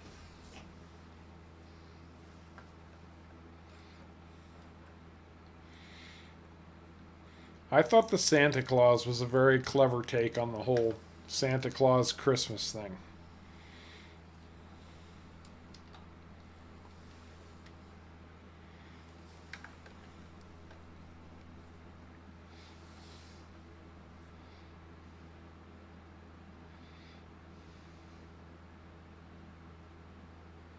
That's a possibility, Tris. I mean, I could put the word out to Julie that I could use. Well, what I really need at this point are some lumberjacks, somebody who knows how to run a sawmill. I got too many irons in the fire, way too many. I kind of came up to this forest to be independent and live free and do my own thing, and now all of a sudden I've got massive responsibilities. I don't know what the heck's going on. It all backfired on me.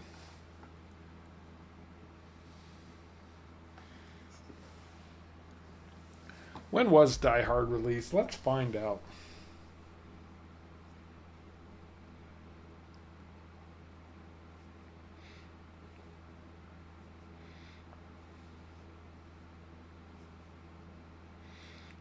It was released July 15th of 1988.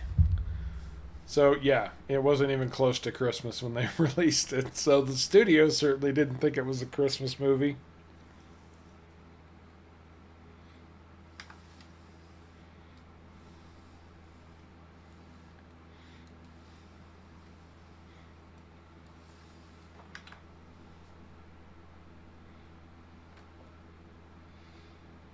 Bar humbug.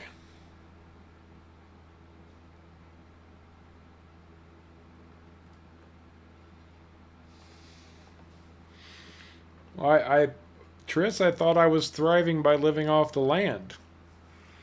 I thought I was just, it was, man versus nature. It was me going into the forest to see if I could make a go of it, live off the land. And now all of a sudden, I've got an employee, I've got helpers, I've got responsibilities,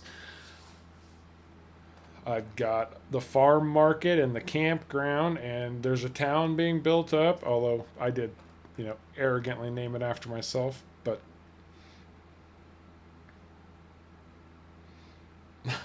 Stephen, Christmas in July. Yeah, that's right. Yeah, they always talk about.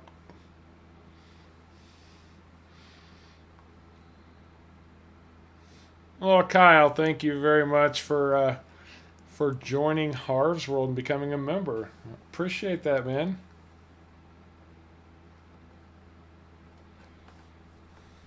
Oh, you've got some time, James. You've got a little time for that one. Only 15, dude.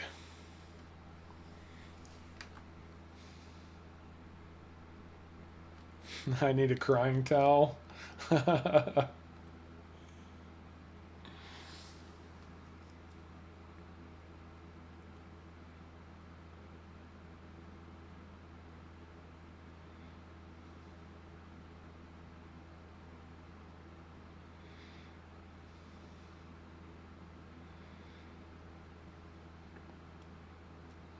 There you go, Tris. You're absolutely right. Of course you are. Absolutely.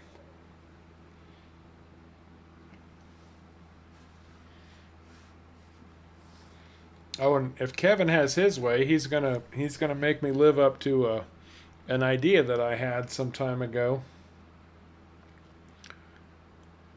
about sugar that I'd actually kind of forgotten about. And so we could end up having a bit of an industrial sector as well. I don't know. We're going to have to see how all that works itself out.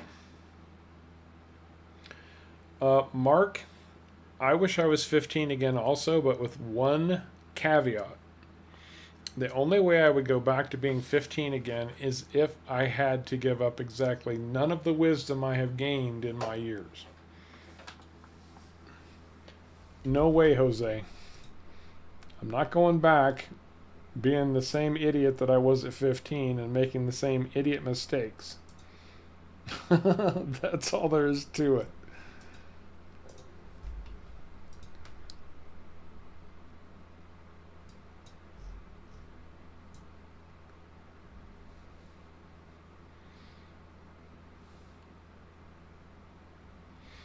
Nope, if I can keep all the wisdom that I've gained in my old fart time on this earth, then I will go back to 15. Otherwise, I'll just stick with what I got.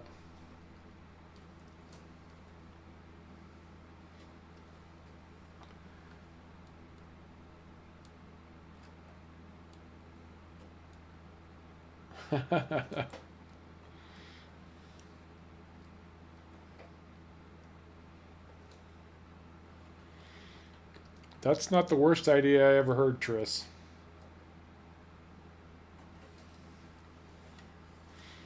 Although I do have that big, that big solar panel. I'm sure it's producing way more power than we necessarily need for just the sawmill.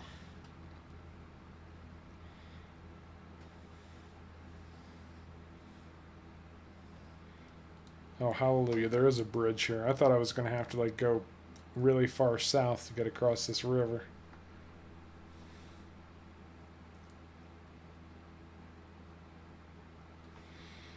There you go, Kyle. No, Breaking Bad was fantastic. I loved Breaking Bad.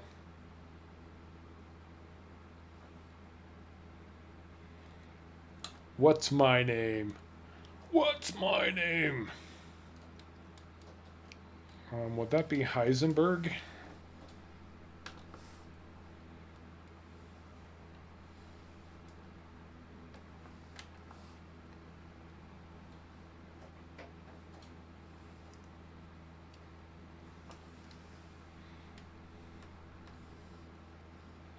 See, that's one of the things that you don't know yet, James, but that we do, is that, and don't get me wrong, this is not a slight, but teenagers, because of their limited years on this earth and their relative inexperience, find things extremely important and stressful that we, as older adults, would go, if only I had a worry that small. But at your time, your place, your age, you're absolutely correct to look at things the way that you do. So I'm not slighting you in any way. It's just when you get older, you'll look back on some of the crap that you thought was important at 15 and go, dude, I could have been doing so much more with that time than worrying about this crap or that crap.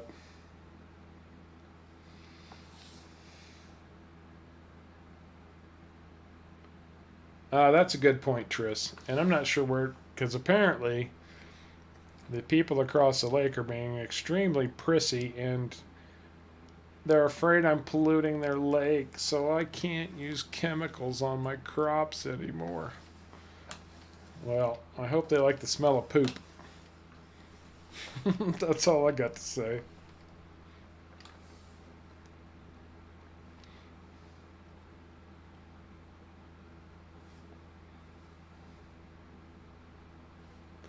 The water does not look very good, although that's why they call it Red River, right?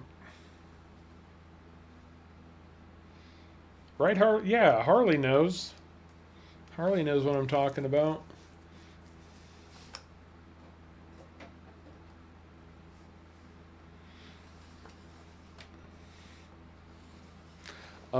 But you're also right, James, in that the SATs and the ACTs and all of that testing you need to do to get into a decent college, those are important. And like I said, I'm not going to belittle your choices or the things you're worried about. I'm just saying with a little bit of life experience, you'll sit back and go, "Man, why was I wasting my time on this?"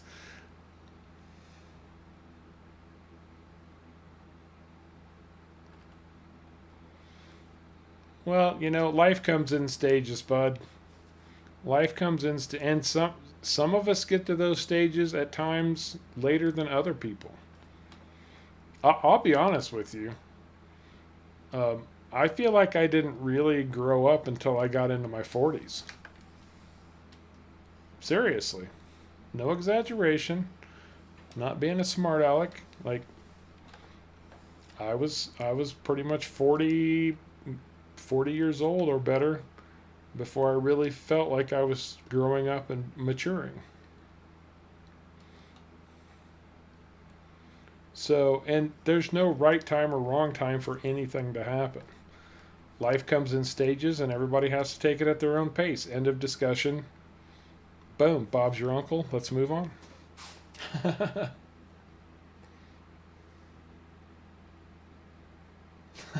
Tris, I got in trouble for that once. Do you remember the episode where I accidentally spilled some manure in front of the police state or the city hall?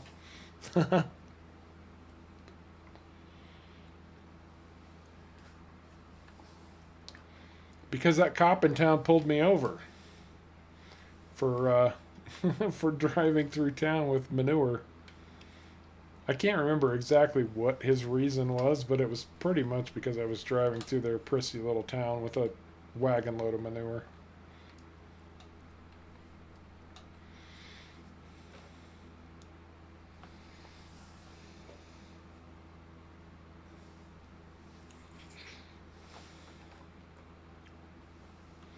I am kind of interested to see what Lisa Helen's going to do now that she's got a piece of property. Although she still owes me $35,000.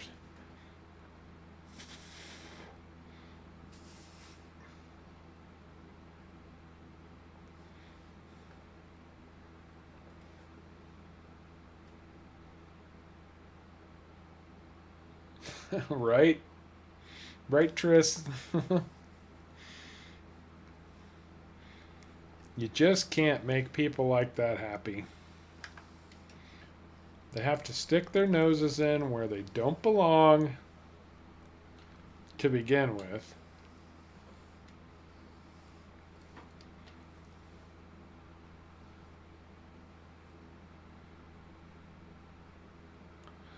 All right, this is the last contract I'm doing, and then I'm going to advance time until the first day of fall and see where we land.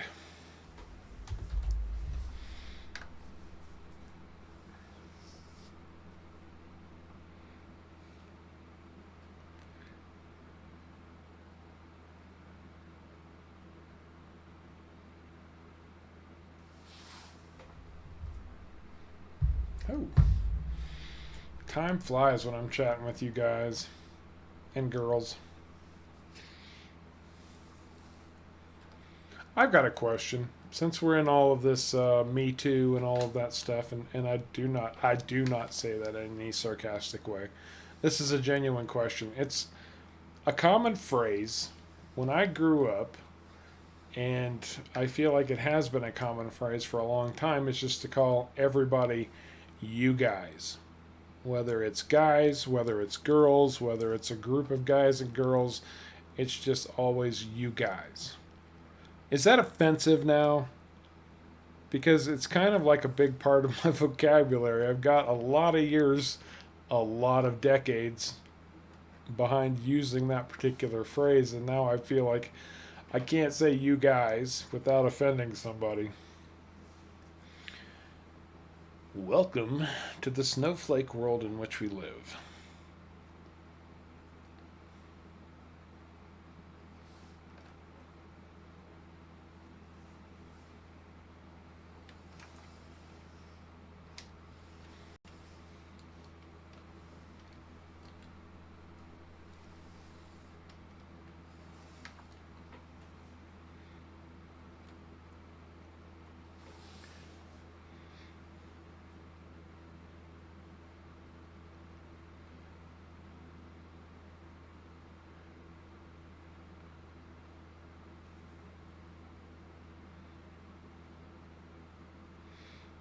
Nice, Tris. Well played. I love The Goonies. It's one of my favorite movies, too. Hey, you guys!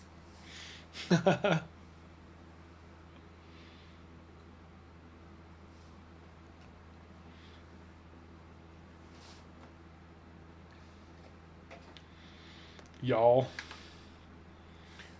If you say y'all, you're either from the Midwest or the Southeast.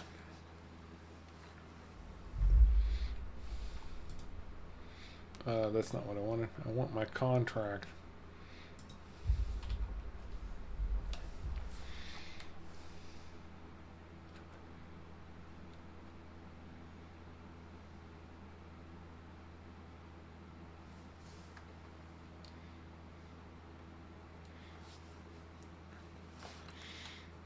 What's up, y'all? Yeah, and that's exactly why I asked Steven. I mean, I'm not the most popular or famous YouTuber that there is, but I am out in a bit of the public eye these days, so I feel like I'm watching my P's and Q's a little bit more. And so I was really curious, what is your take on phrases like that? Because somebody's going to get offended by it.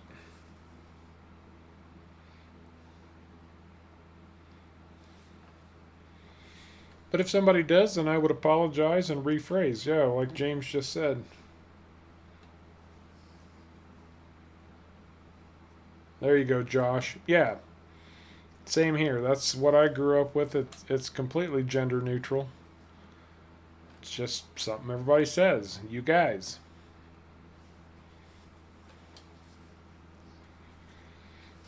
But yeah, things are changing, and everything's been ramping up so much in the last year, and everybody's PO'd about something, and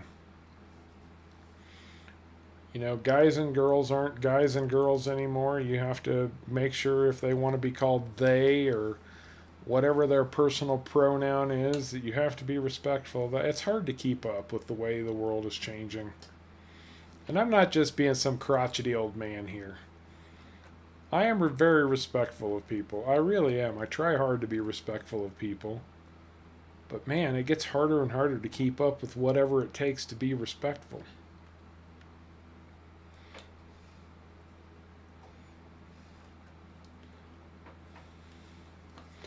That's a very fair point, Stephen. You people. Yep. Well, exactly who are you people? What group are you classifying by saying you people? Yes, sir?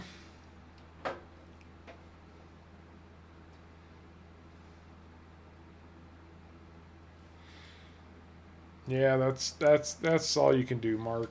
Really, that's all you can do.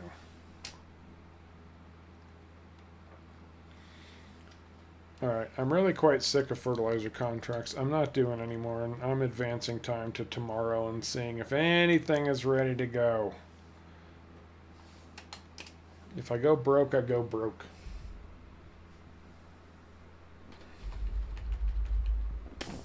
I am going to stop time at 6 a.m., though. I'm going to make the most of the day. And of course it's raining because leaves are getting brown and it's becoming colder. Autumn has arrived. Make sure to harvest crops before winter comes. Oh, really? That's not annoying or anything.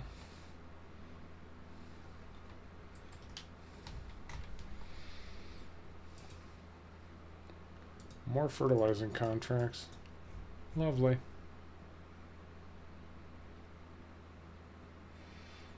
Hammer Light. Good to have you with us. How you doing, man? Now I just say, hey, humans. That seems pretty reasonable to me. Hey, humans. Really? Not a single field ready to harvest yet? We're really not into harvest yet and it's fall?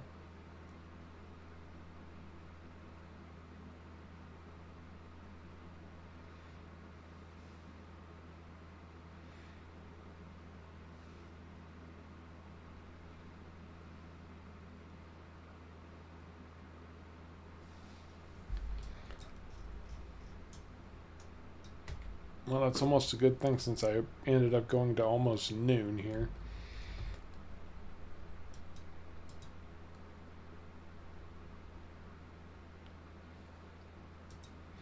I could chop grass for crop for silage, but I don't have a silage pit. Oh, I do have this silage silo over here, though, but I'm not entirely sure how it works.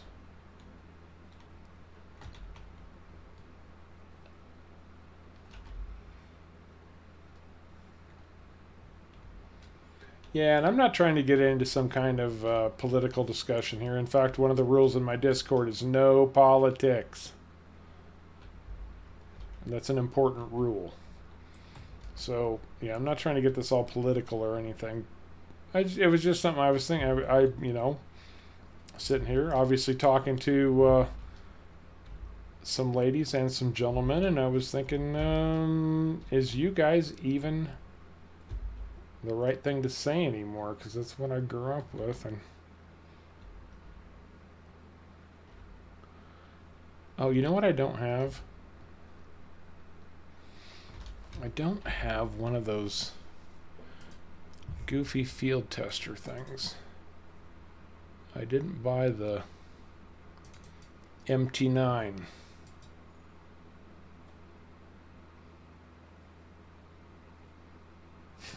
Josh.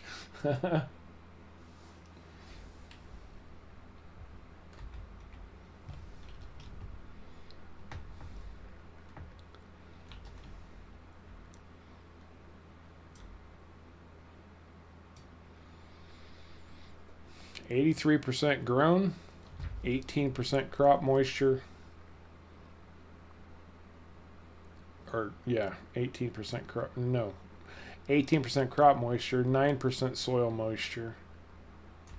So we're not quite to being grown yet. That's a pity.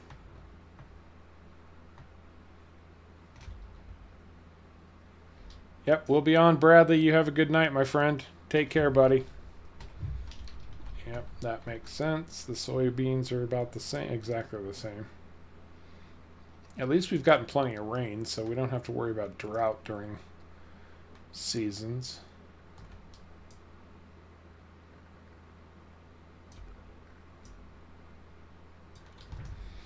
The oats are exactly the same. How does that work out? This guy planted his oats at a completely different time. Oh well, life goes on. All right, guys, I'm going to ask you to chat amongst yourselves for just a few minutes because I really need to go grab a drink and have a little bit of a chit-chat with Mother Nature. I'm sure you know what I mean. Let me see.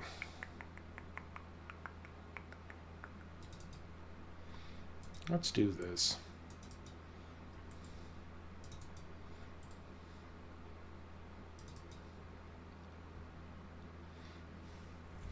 Put on a little mood music for you to listen to.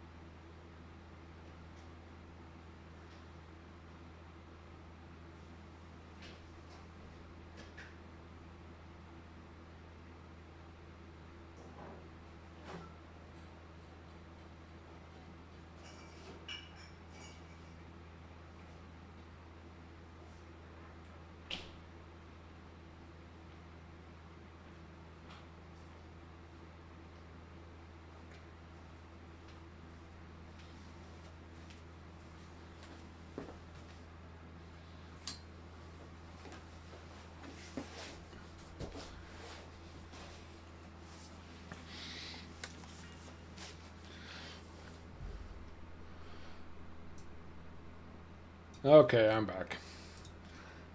My apologies. It was necessary, though, I promise you. So, oh yeah, field 6 is ready to harvest. That doesn't do me any bloody good, does it? Unless there's a contract for it, which there isn't. Even the fertilizer contracts are drying up. You know, I'm kind of thinking I maybe should just advance time some more. Let's see what we end up with. Oh, let me check, because it looks like my crops just rolled over. Oh, they're already harvesting field 6. Nope, they didn't roll over. It was a optical illusion. This is the one I'm most concerned about, though. I want this canola off as soon as possible.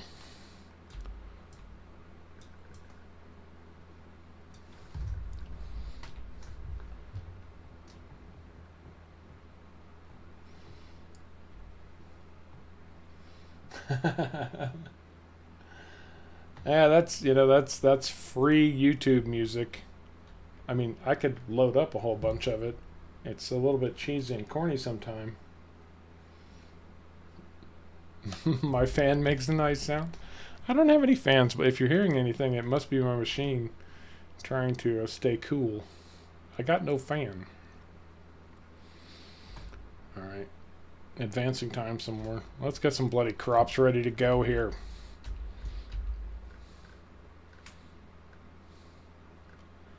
Come on, canola. We're just going to get into the second day of autumn and watch it rain or be stupid.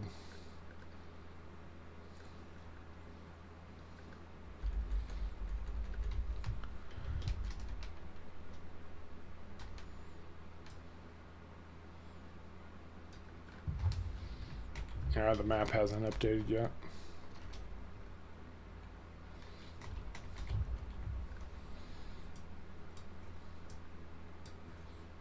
Field 6 updated very quickly, though.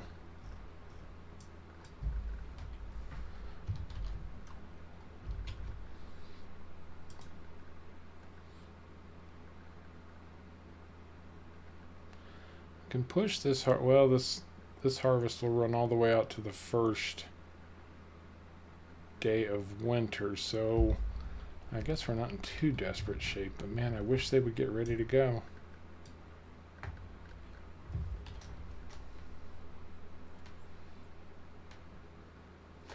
Oh crap, I'm sorry. I did turn on music and I forgot to turn on the the sound that would allow you to hear it. My apologies. Here, I'll show you exactly what. This is what I should have done.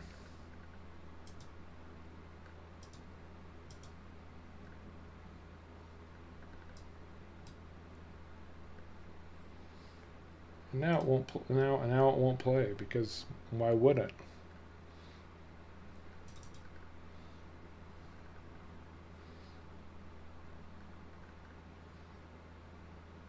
Oh, that's why.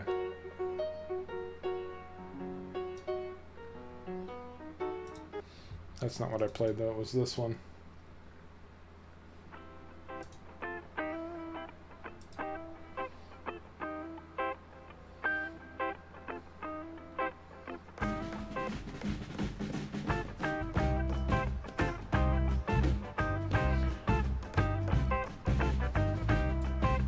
Now I'm sure you can hear it, and you can now see that free YouTube music isn't necessarily something you're missing.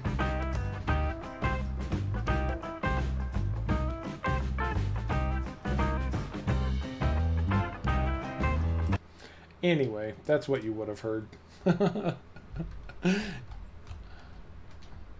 can't believe. Oh, it is ready to harvest. Okay, it did say it's ready to harvest. Oh, hallelujah. 23% crop moisture. Yeah, I'm pretty sure we won't be able to harvest at 23%. But we're going to get some equipment delivered to us. We're going to see. And I'm going with the big boy.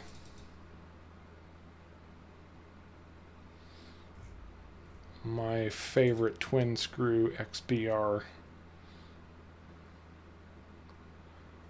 Come on.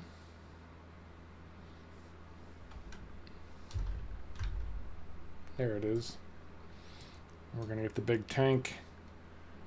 I don't care about that. I do want the long pipe and I do want GPS. Oh, this isn't terribly overpriced either. So we're going to lease that bad boy up. Now I need a header.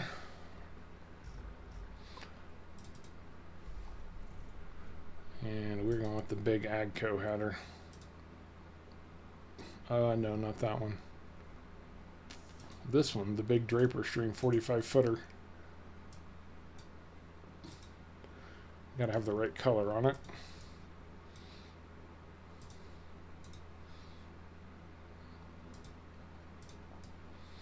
That'll work.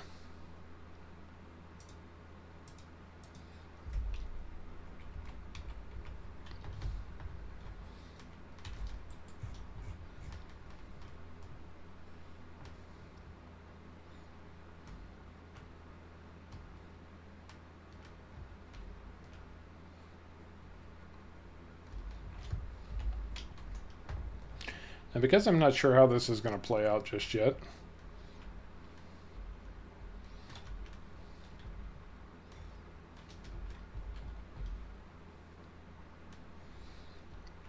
I am going to stick with 5 times speed instead of 15 times speed, because harvesting, I really don't think it's going to let us harvest until we get down to 20% crop moisture though. Yup.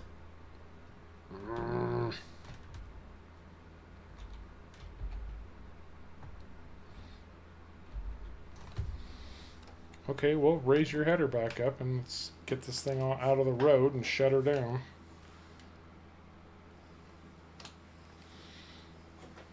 That's the magic word, Stephen. Coffee.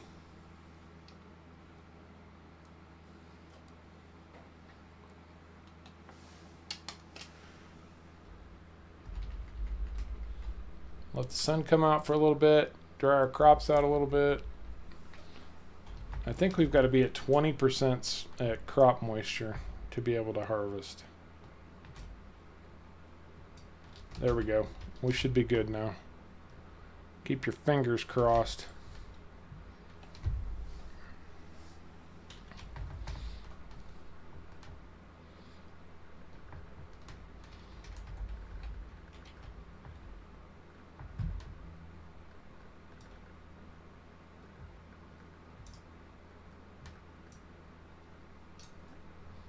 Oops, that's not what I wanted.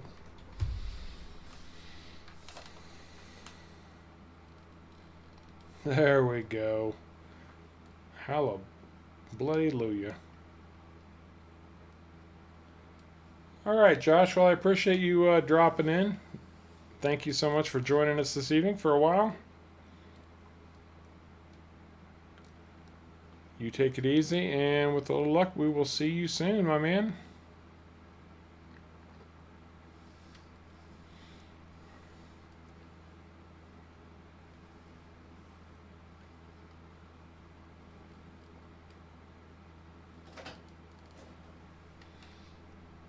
K6150, huh, James? I'll have to look at that. And what are we getting hung up on here?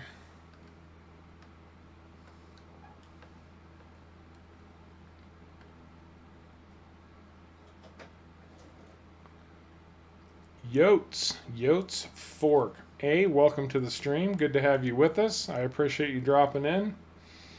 And nobody can hear thank you enough. So I appreciate you letting me know that the tutorials helped you out, man. I genuinely, from the bottom of my heart, appreciate you letting me know. I might have to swap headers on this because there's a mod that I should have installed and it appears that I don't have it installed.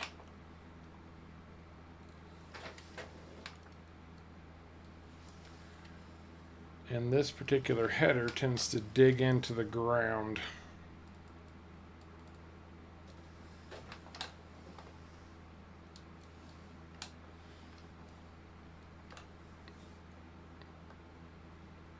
we'll see. As long as I can run at 6 miles an hour, I'm okay. And you're very welcome. You're very welcome, Yotes. The Ravenport walkthrough is kind of my claim to fame, and it's always good to know that it's helped somebody get started. So thank you for letting me know. I very much appreciate that.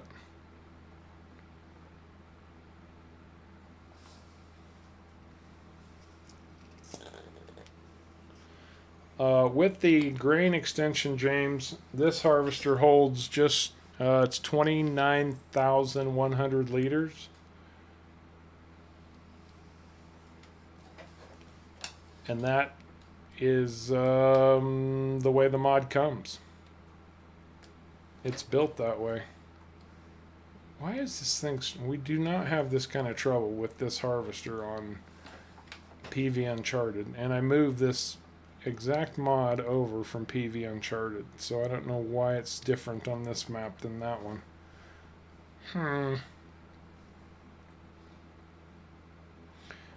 It's a brilliant little bit of kit, I have to tell you. I really like this harvester. And it is available on ModHub. And it's available for console too. Because my my moderator and good friend Kevin is a big fan of this particular harvester himself.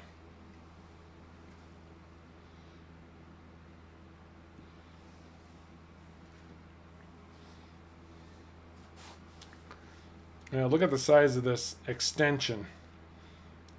Everything above the box, that's grain extension right there. We're getting some good harvest on at least part of this field. 125%.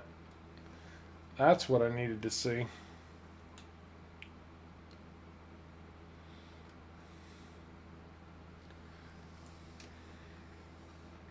The mod that I didn't install, and I'm kind of kicking myself in the butt for it right now, is it's harvester tool height control, so I could literally raise this header up off the ground. Sometimes with modded harvesters, especially if you're using modded headers, they don't raise and lower it precisely. So you can kind of see how tight to the ground that header is, and it really shouldn't be that much. It's not too bad right now, but it is digging in enough that it's making it hard to turn.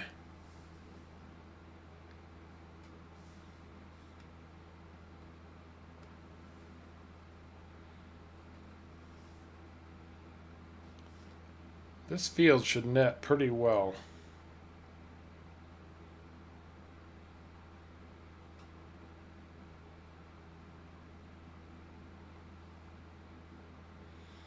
See, in this section of the field, if you can see the mini map, the yield drops all the way down into the 80-90% range. So part of the field where it's loam, we're getting 125%. This stretch of the field is only coming in at about 90%, maybe even as low as 80%. See, now it's really digging in, and I can't get it to run this stretch right here very well.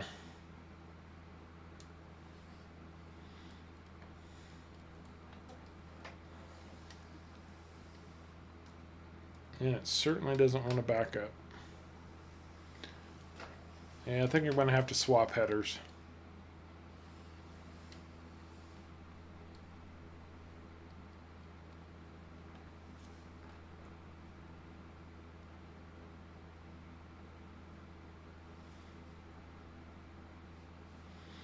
Which will be added expense I didn't really want to have, but hey, it is what it is.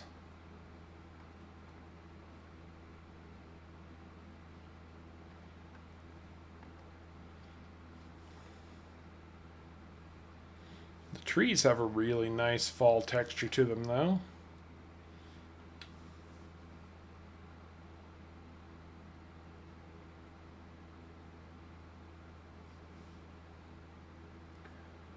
Well, Mahesh Pasal or Pasale, I'm not sure how the pronunciation is, but I think Mahesh is correct.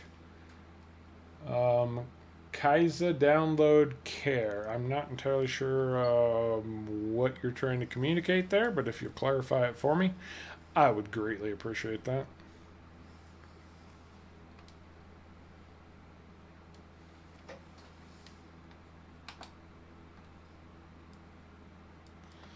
Come on, back it up. It's almost like this harvester's acting like it doesn't have the horsepower for this, and I know it does because we use the exact same one on PV Uncharted, and we have no troubles with it whatsoever.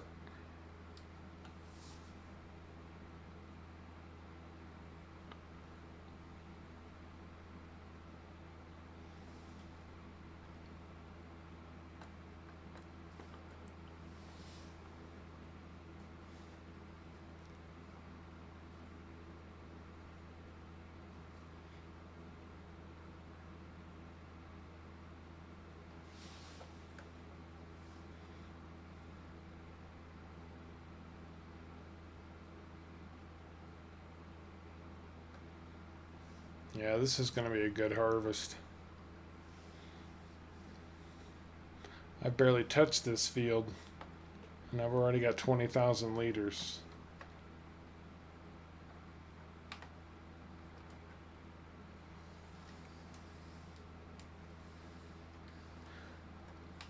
And I'm intentionally clearing the top half of this field first, which I will show you why here in just a minute. Okay, I've had enough of this. I'm reasonably certain that Caveman told me that it would run really well with the New Holland Draper.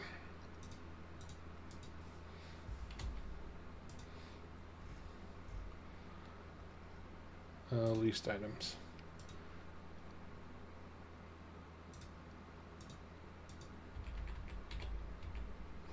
Let's go see. If not, well, lesson learned, and it cost me an extra $5,000 or so.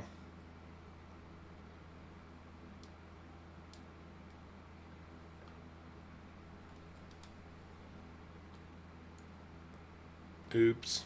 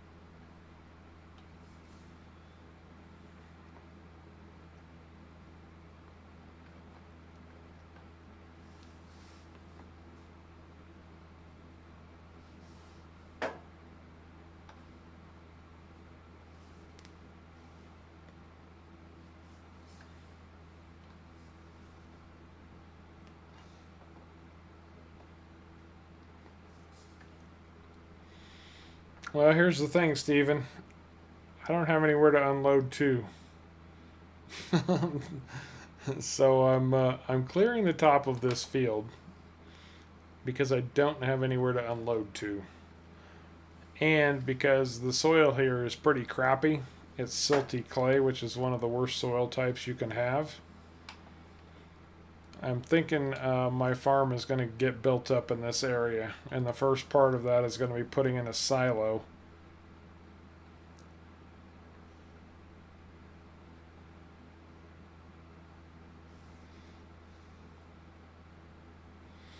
Yeah, YouTube gets a little weird about that sometimes. In fact, it's strange on my end too because I'll ask a question and then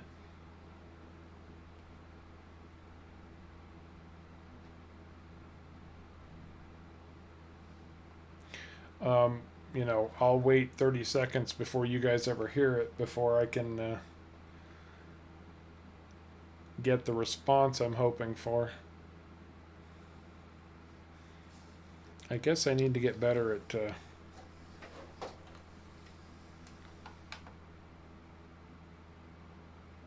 yeah, this is really weird. This does not behave like this on PV Uncharted at all.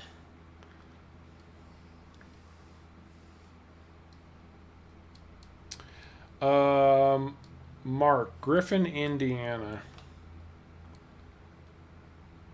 I looked at it. I wasn't a fan.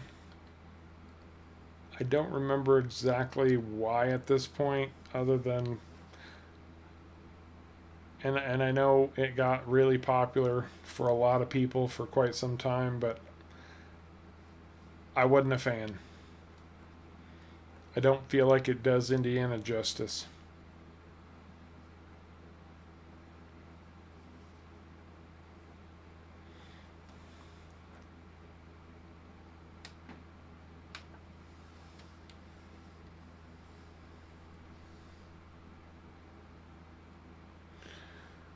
Well, that is true, Mark, but some delay is a good thing.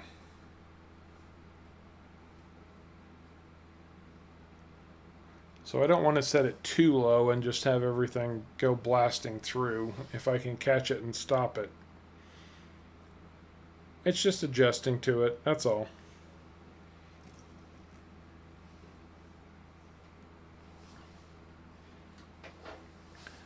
Okay, here's the real trick.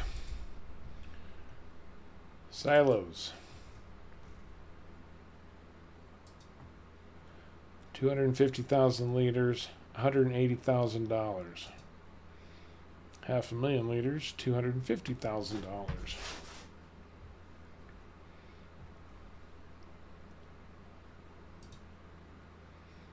1.2 million liters, $48,000. That's almost a little cheaty, isn't it? That's a little too cheap.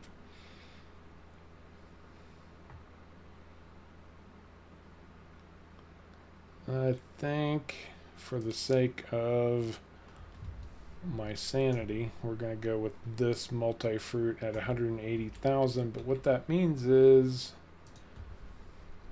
I got to borrow $180,000.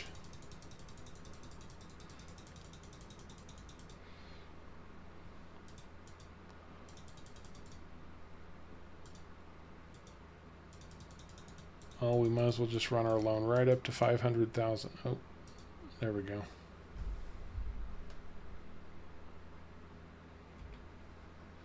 $731,000 into forestry. It will pay for itself. It's going to be hard work, and it's not the easiest thing to do, but it will ultimately pay for itself.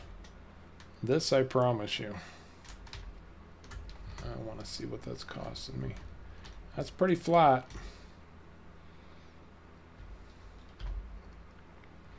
We're going to pop this bad boy. No, we don't want it that far over. Boom. Bob's your uncle. Now we've got a silo.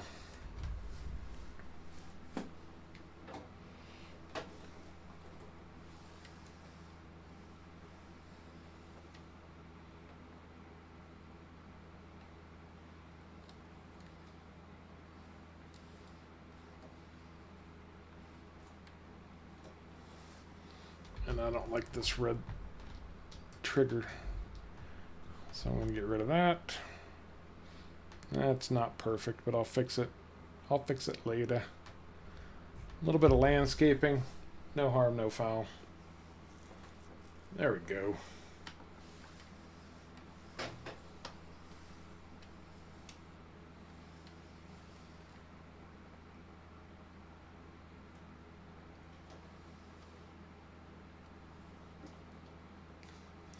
What map are you playing on, James?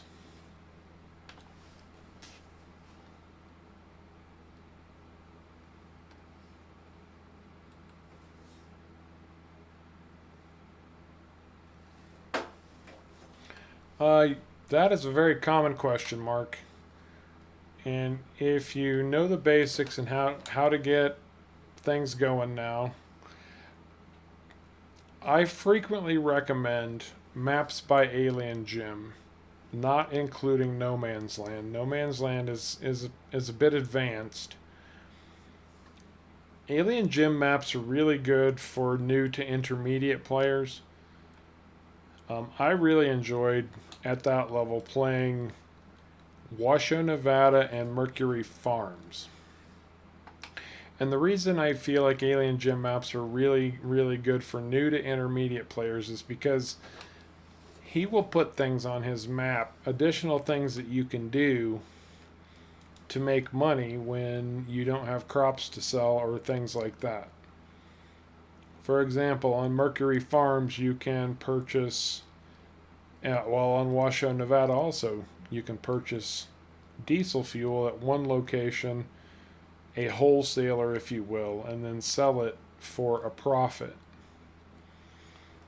Now, if you're playing for money, you want to watch how much you do that because I'm the kind of person where the financial goal is a big deal to me.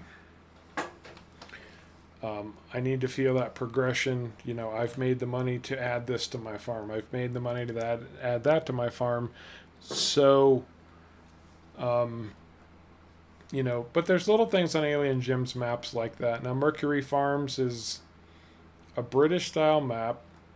It's got a lot of really tight fields with fences around it, but he's given you two options to deal with those fences, or the hedgerows, I guess I should say. You can go in with a chainsaw and you can cut them down, but he's also got a trigger on his map where you can go and flip a switch and it will turn them all off. So it will open up all of those fields and make it a bit more like an American style map.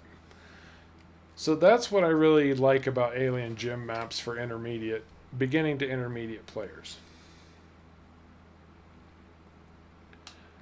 As far as other maps go,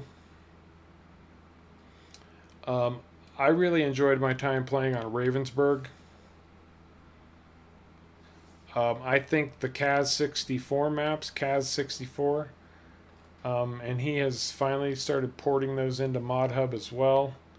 Those are very, very good maps, and they're very, very lenient to new players as well. Just because Kaz always makes very open fields and gives plenty of room for helpers to do their jobs if you need to use helpers. Who else? I think Chellington Valley was a brilliant map, really well done. That one is a British style map or a European style map, very tight fields, and there's no getting around that one. You just have to deal with the tight fields. So, maps by TNT Modding, good choices. Blue Mountain Valley or what was the other? Bucks County, PA. And then one of my personal go-tos, one that I really, really like, is the Pacific Northwest. It was one of the first maps I played on because I'd spent so many years living in Idaho, and that map is based in Idaho. It's got a nice combination of small fields and larger fields. So you have something to start small but build up to if that's your thing.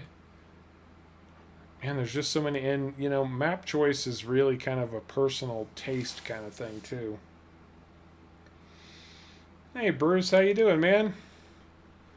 Thank you, sir. Casual play on the weekend. Sitting back, chit-chatting with you fine folks.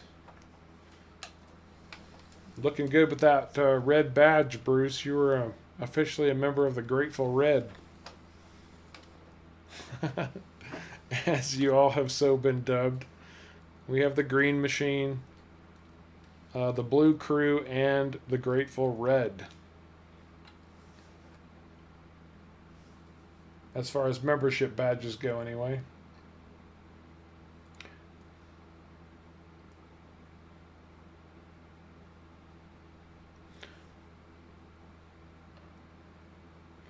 Is Ravenport a bad map for forestry? Yes, Ravenport is a bad map for forestry. Because there's no forest. There's no real forested areas on Ravenport for you to take advantage of. Come on, come on, back it up. There you go.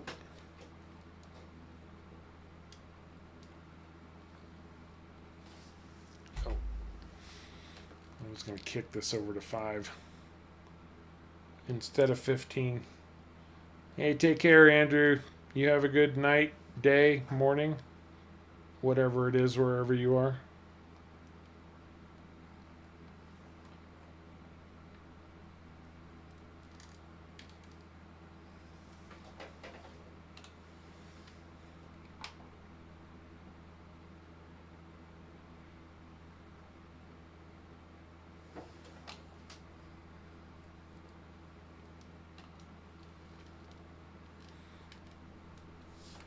Well, there are trees on Ravenport, but you get a lot of those junk trees that you have to chop into little pieces to move anywhere. It's not like you can use a tree harvester. Now, you can plant your own trees. That is an option.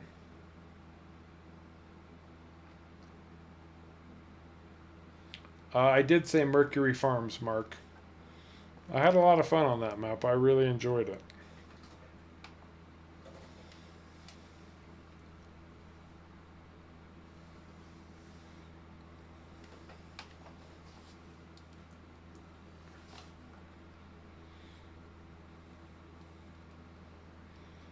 You can't go wrong with Alien Jim. He is a one of the premier map modders for FS19.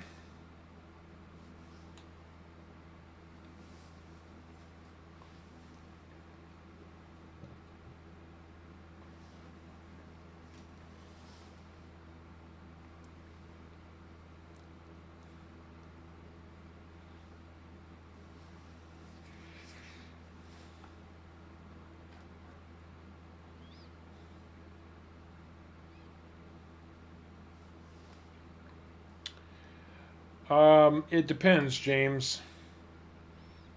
Trees take 10 days to grow, 10 in-game days. So it's going to take you a while to get trees to grow to a level where they're ready for harvest anyway.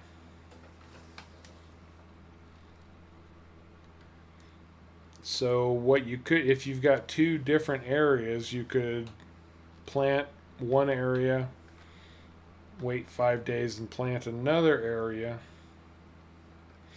I would say if you're really interested in doing forestry and getting into it in a big way, that maybe you find a map that has real forestry on it to get you started.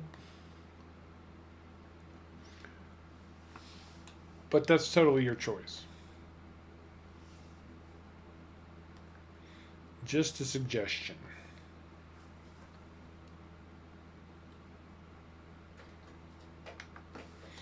So, yeah, if you've already spent the money on your forestry equipment, then I get it.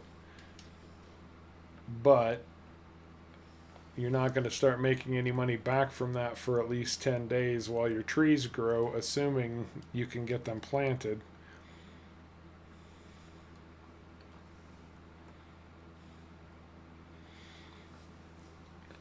And I would recommend a mod for if you're going to plant trees and you're going to plant a lot of them, there is a mod that runs a triple tree planter.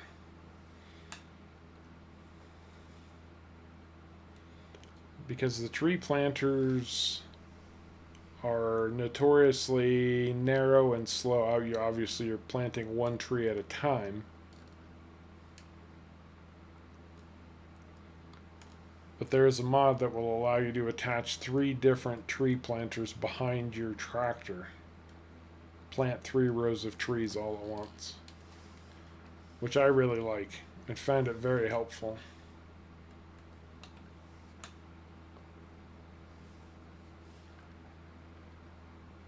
But there are plenty of great maps out there that already have forested areas on them.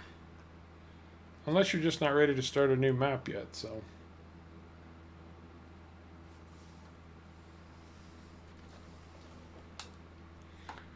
Yeah, it's going to take a while for those trees to kick in for you.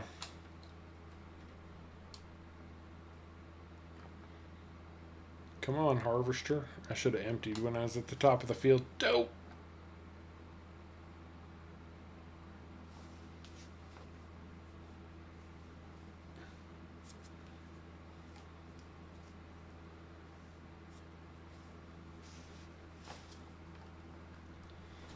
Yep, I should have emptied while I was at the top of the field.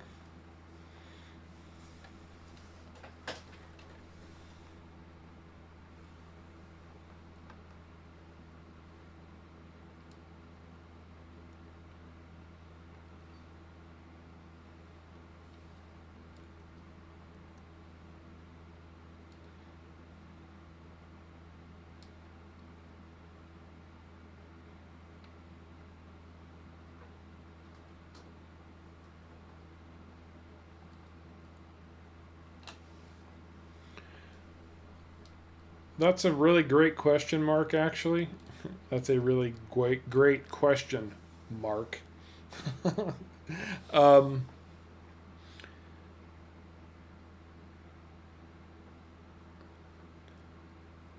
Moving to a new map, it's really about when you feel like you've done everything you think you can do. For me, when I'm ready to move to a new map that's not based on a series that I'm doing or anything like that,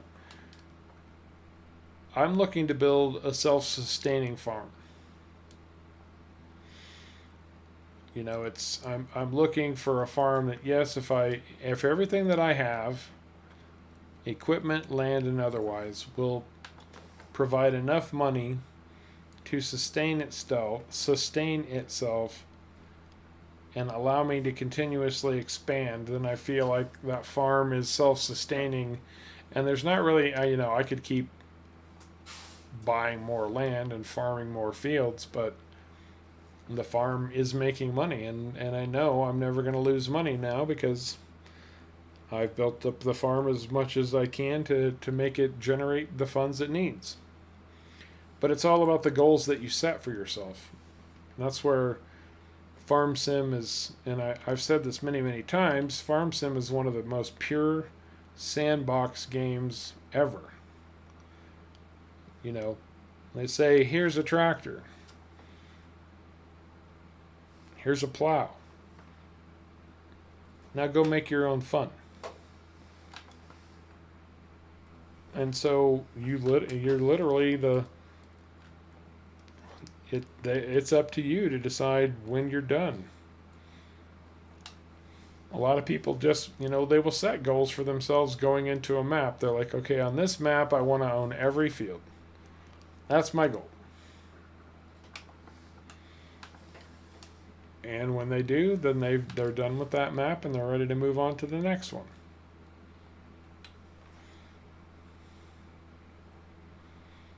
It's totally personal choice. And I forgot I had a partial row down here. And James, as far as Ravenport goes, I'm not going to say Ravenport is the best farm sim map because it's not. But it's the map that the game starts everybody on, and that's why I went with Ravenport for the walkthrough, because that's what everybody, when they first get started, was looking at anyway.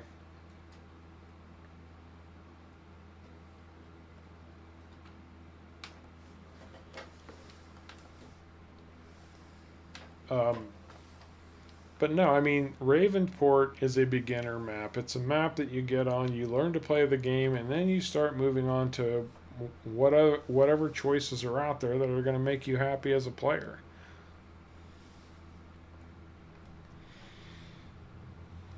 Sometimes that means false starts too. You look at a map, you throw some equipment on that, and give it a couple days, and then you're like, I'm not feeling it. Time to find a different one.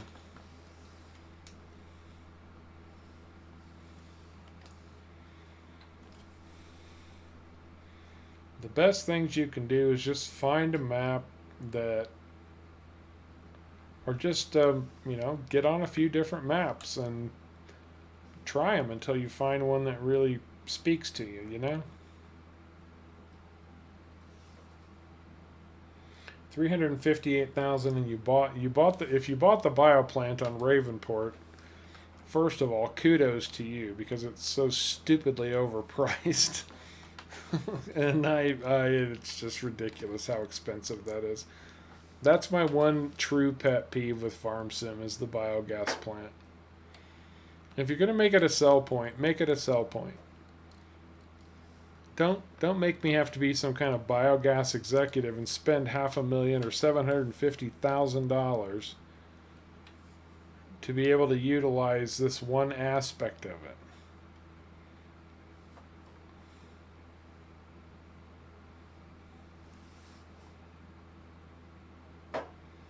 Hey, White Blur. Well, thank you so much, man. I appreciate you saying so. Thank you very much.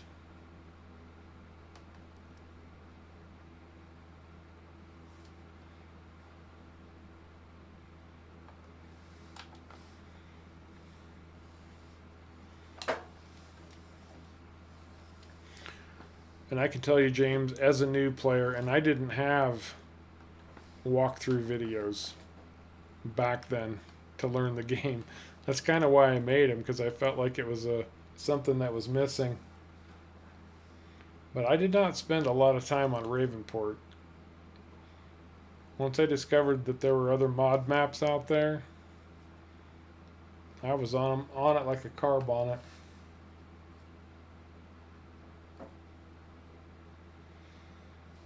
That's a great point, Yotes. Absolutely. Ravenport is a good test map to go back to when you just need to make sure a mod is going to work and play the way you want it to. I couldn't agree more. And you followed my progression. I went from Ravenport to the Pacific Northwest too. And I still think Pacific Northwest holds its own and is still a really good map.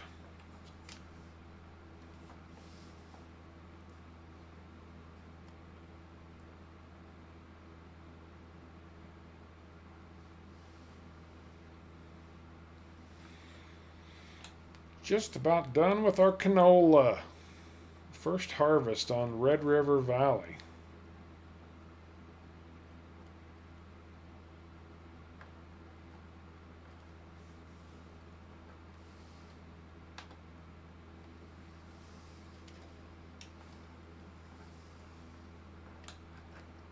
And I don't blame you one bit, Easy.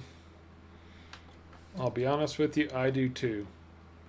I think it's a silly game mechanic that you have to spend hundreds of thousands of dollars on the biogas plant. Money that you might never make back unless you just do tons and tons and tons of silage.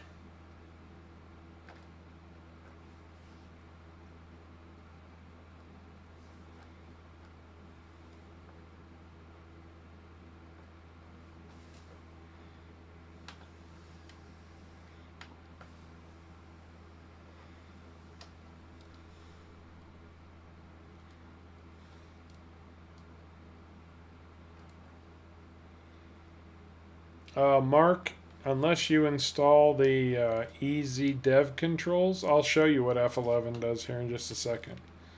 It's a mod called Easy Dev Controls. It's a PC only mod, but if I hit my F11 key, this menu comes up. Easy Development Commands Player. 5 tabs. The first one is the general commands, and you can add or remove money. If you type in a dollar amount, it will add that. If you type in negative dollar amount, it will subtract it. And it does a million other things as well, but that's one of them. It's also one of the ways that people fly, and they run super fast. But there's a lot going on with easy dev commands.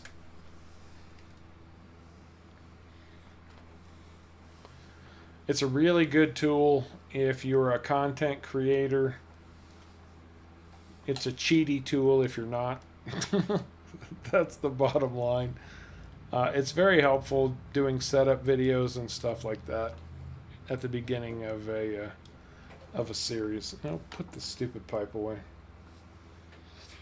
Yeah, it's not just adding money, it's a lot of different things that you can accomplish getting ready to start a video series, which I may or may not know a little bit of something about. Now, unless I miss my guess, and I'm pretty sure I don't, but we shall see. If I turn on the straw swath here, yep, soybeans give straw. So that's going to be a whole other ball game to deal with on this map. I'm going to have to find a way to pick up all this soy straw. Mark, hey, you know, it's your game. Play it your way. That's been one of my mottos for a long, long time.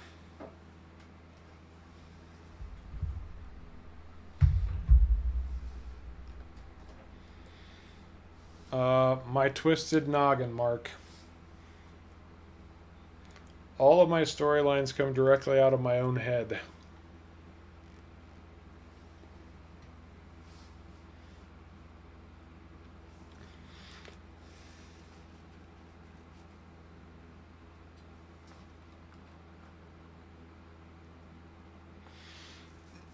Oh, it depends, White Blur.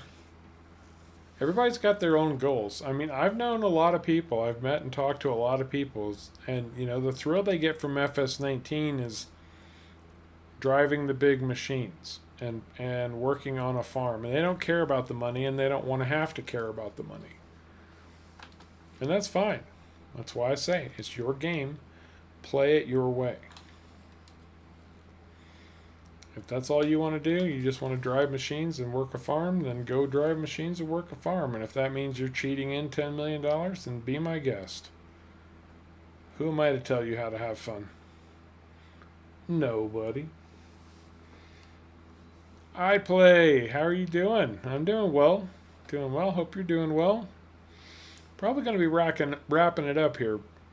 I'm not going to get through this soybean harvest, I can tell you that much. And I really don't know what I'm going to do with all this straw. Yeah, we'll see.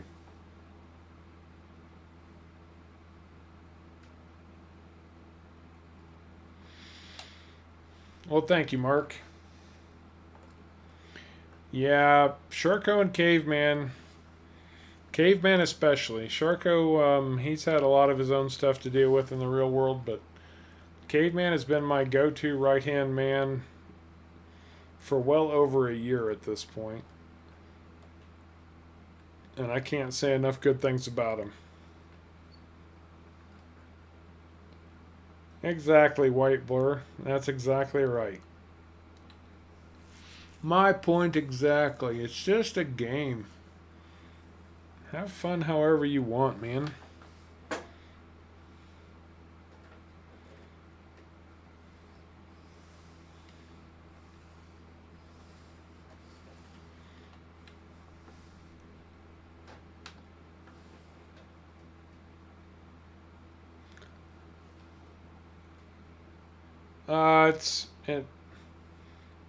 I'd have sworn that you had stopped into at least one impromptu stream at some point. I play occasionally. It's usually on Friday nights, but I was whipped last night. I went to bed early, so I figured I'd drop in and do some impromptu tonight. Just play a little bit, relax,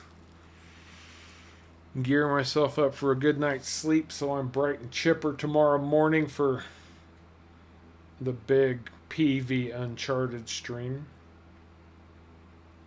Fingers crossed.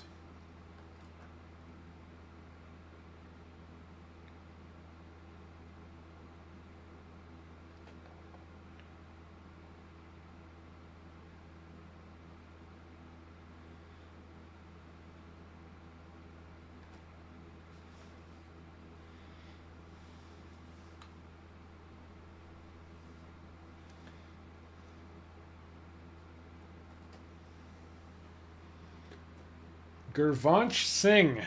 Well, hello to you as well. Welcome to Harv's World. Glad to have you on the stream. I have to warn you, I'm not sure how much longer I'm going to be going. The impromptus actually run longer than the planned streams, believe it or not. I've been thinking about that white blur actually. You're talking about just channel intros and things like that. Actually have videos to like video introductions to my videos and that kind of thing. Yeah, I've been thinking about that a lot actually. I'm gonna try. Time has been my enemy lately.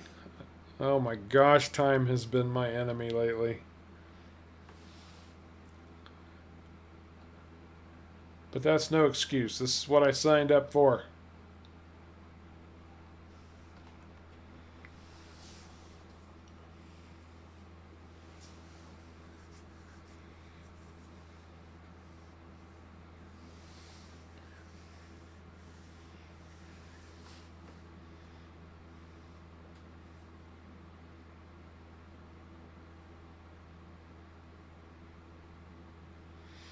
Let's see, it's 11 o'clock where I am. That means on the East Coast it's 2 a.m. Viewership is starting to pick up, actually.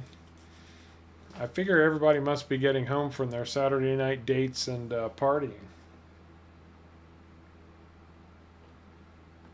Oh, I see white blur. Oh yeah, there'll be tutorials on everything.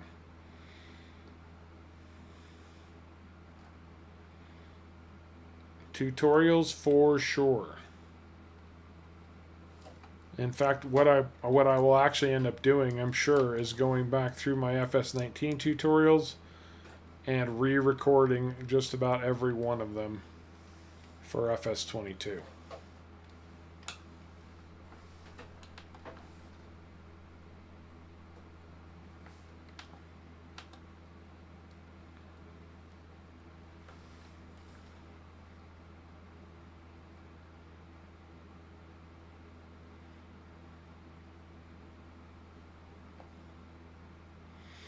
I'm sure we'll revisit the animals, and I will most likely do another beginner's walkthrough for FS22 because, you know, people aren't going to be searching for beginner tutorial FS19. They're going to be looking for beginner's tutorial FS22.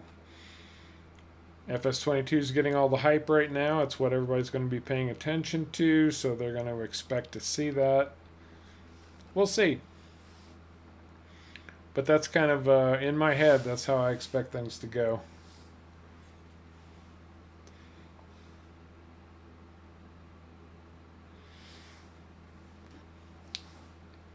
Well, Yotes, if that sign were in the field, a real harvester would have stopped, gotten out, and moved it out of his way. Excuse me, since this is not a real harvester or a real harvester driver, that sign just got ran over again.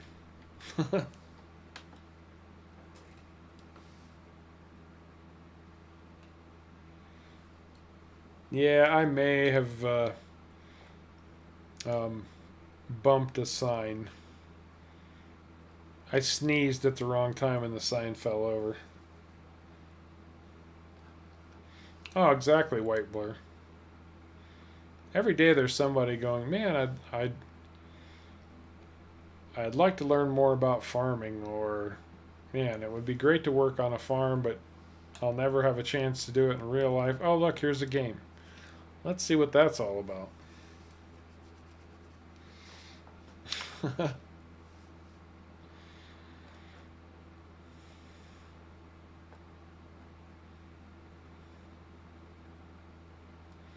And now that there's crossplay, who knows where it's going to go? You know, that was a smart move on their part, building crossplay in.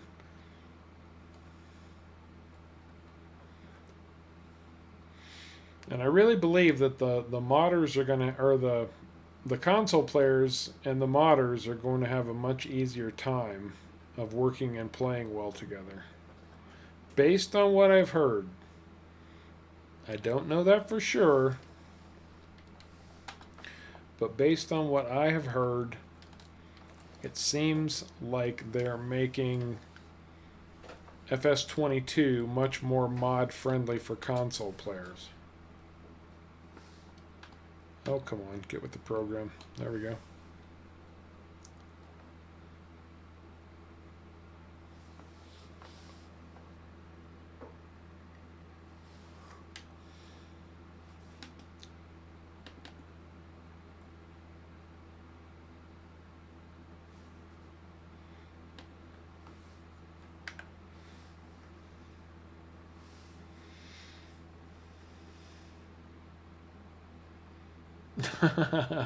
No, in FS19, you literally kind of brush past one with your tire and it falls over.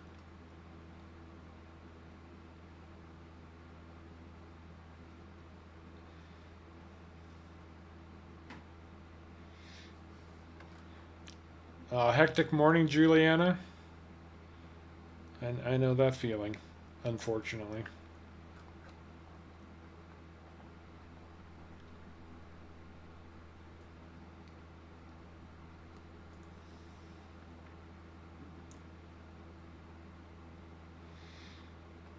Yeah, exactly. I showed that graphic earlier. Maybe I should show that again.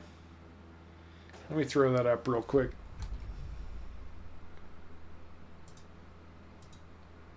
There you go. There's your slot count boost for FS22.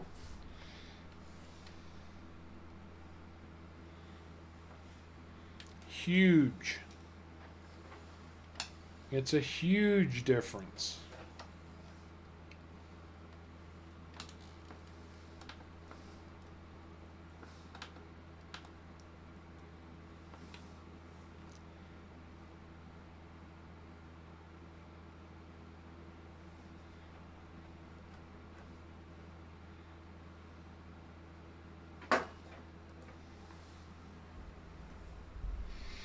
There you go, Juliana.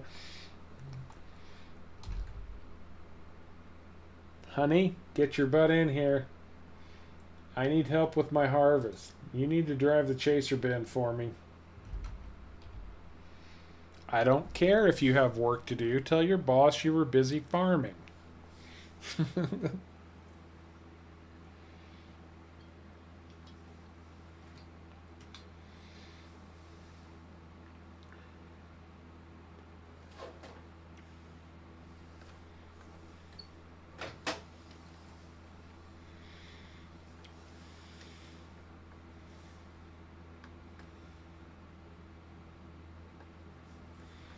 Seems like the soybeans are going to harvest pretty well, too.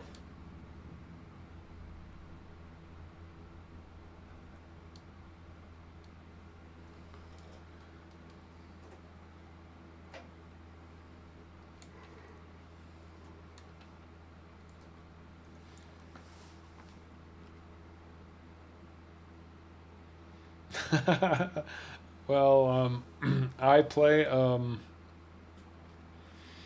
I plead the fifth. That's all I can say.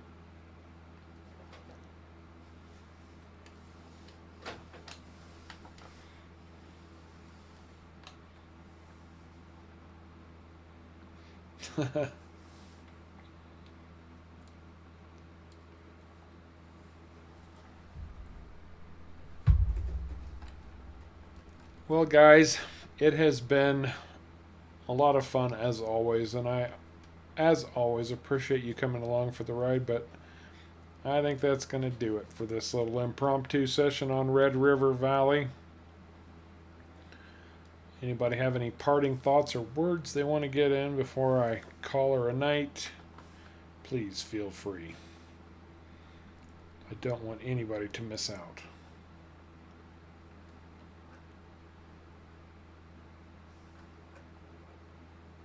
And I don't want to give iPlay any less opportunity to give me crap about the sign laying in my field as I come up on it again.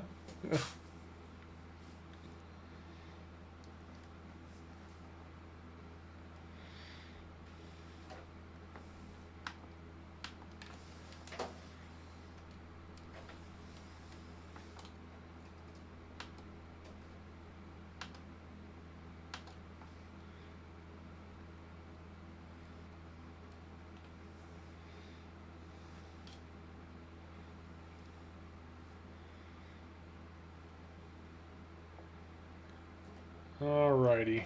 On that note, then, let's do this. There, that's better. Alright, everybody. As always, I very much appreciate you coming along for the ride. It's been fun. Very, very happy to talk with all of you. Have a great night, day, afternoon, morning, evening, whatever it is, wherever you are.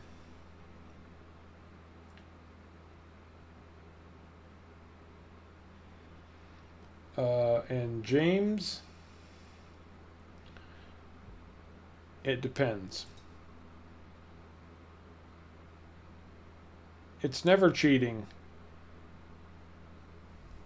because it's your game. Play it your way. That's the whole point.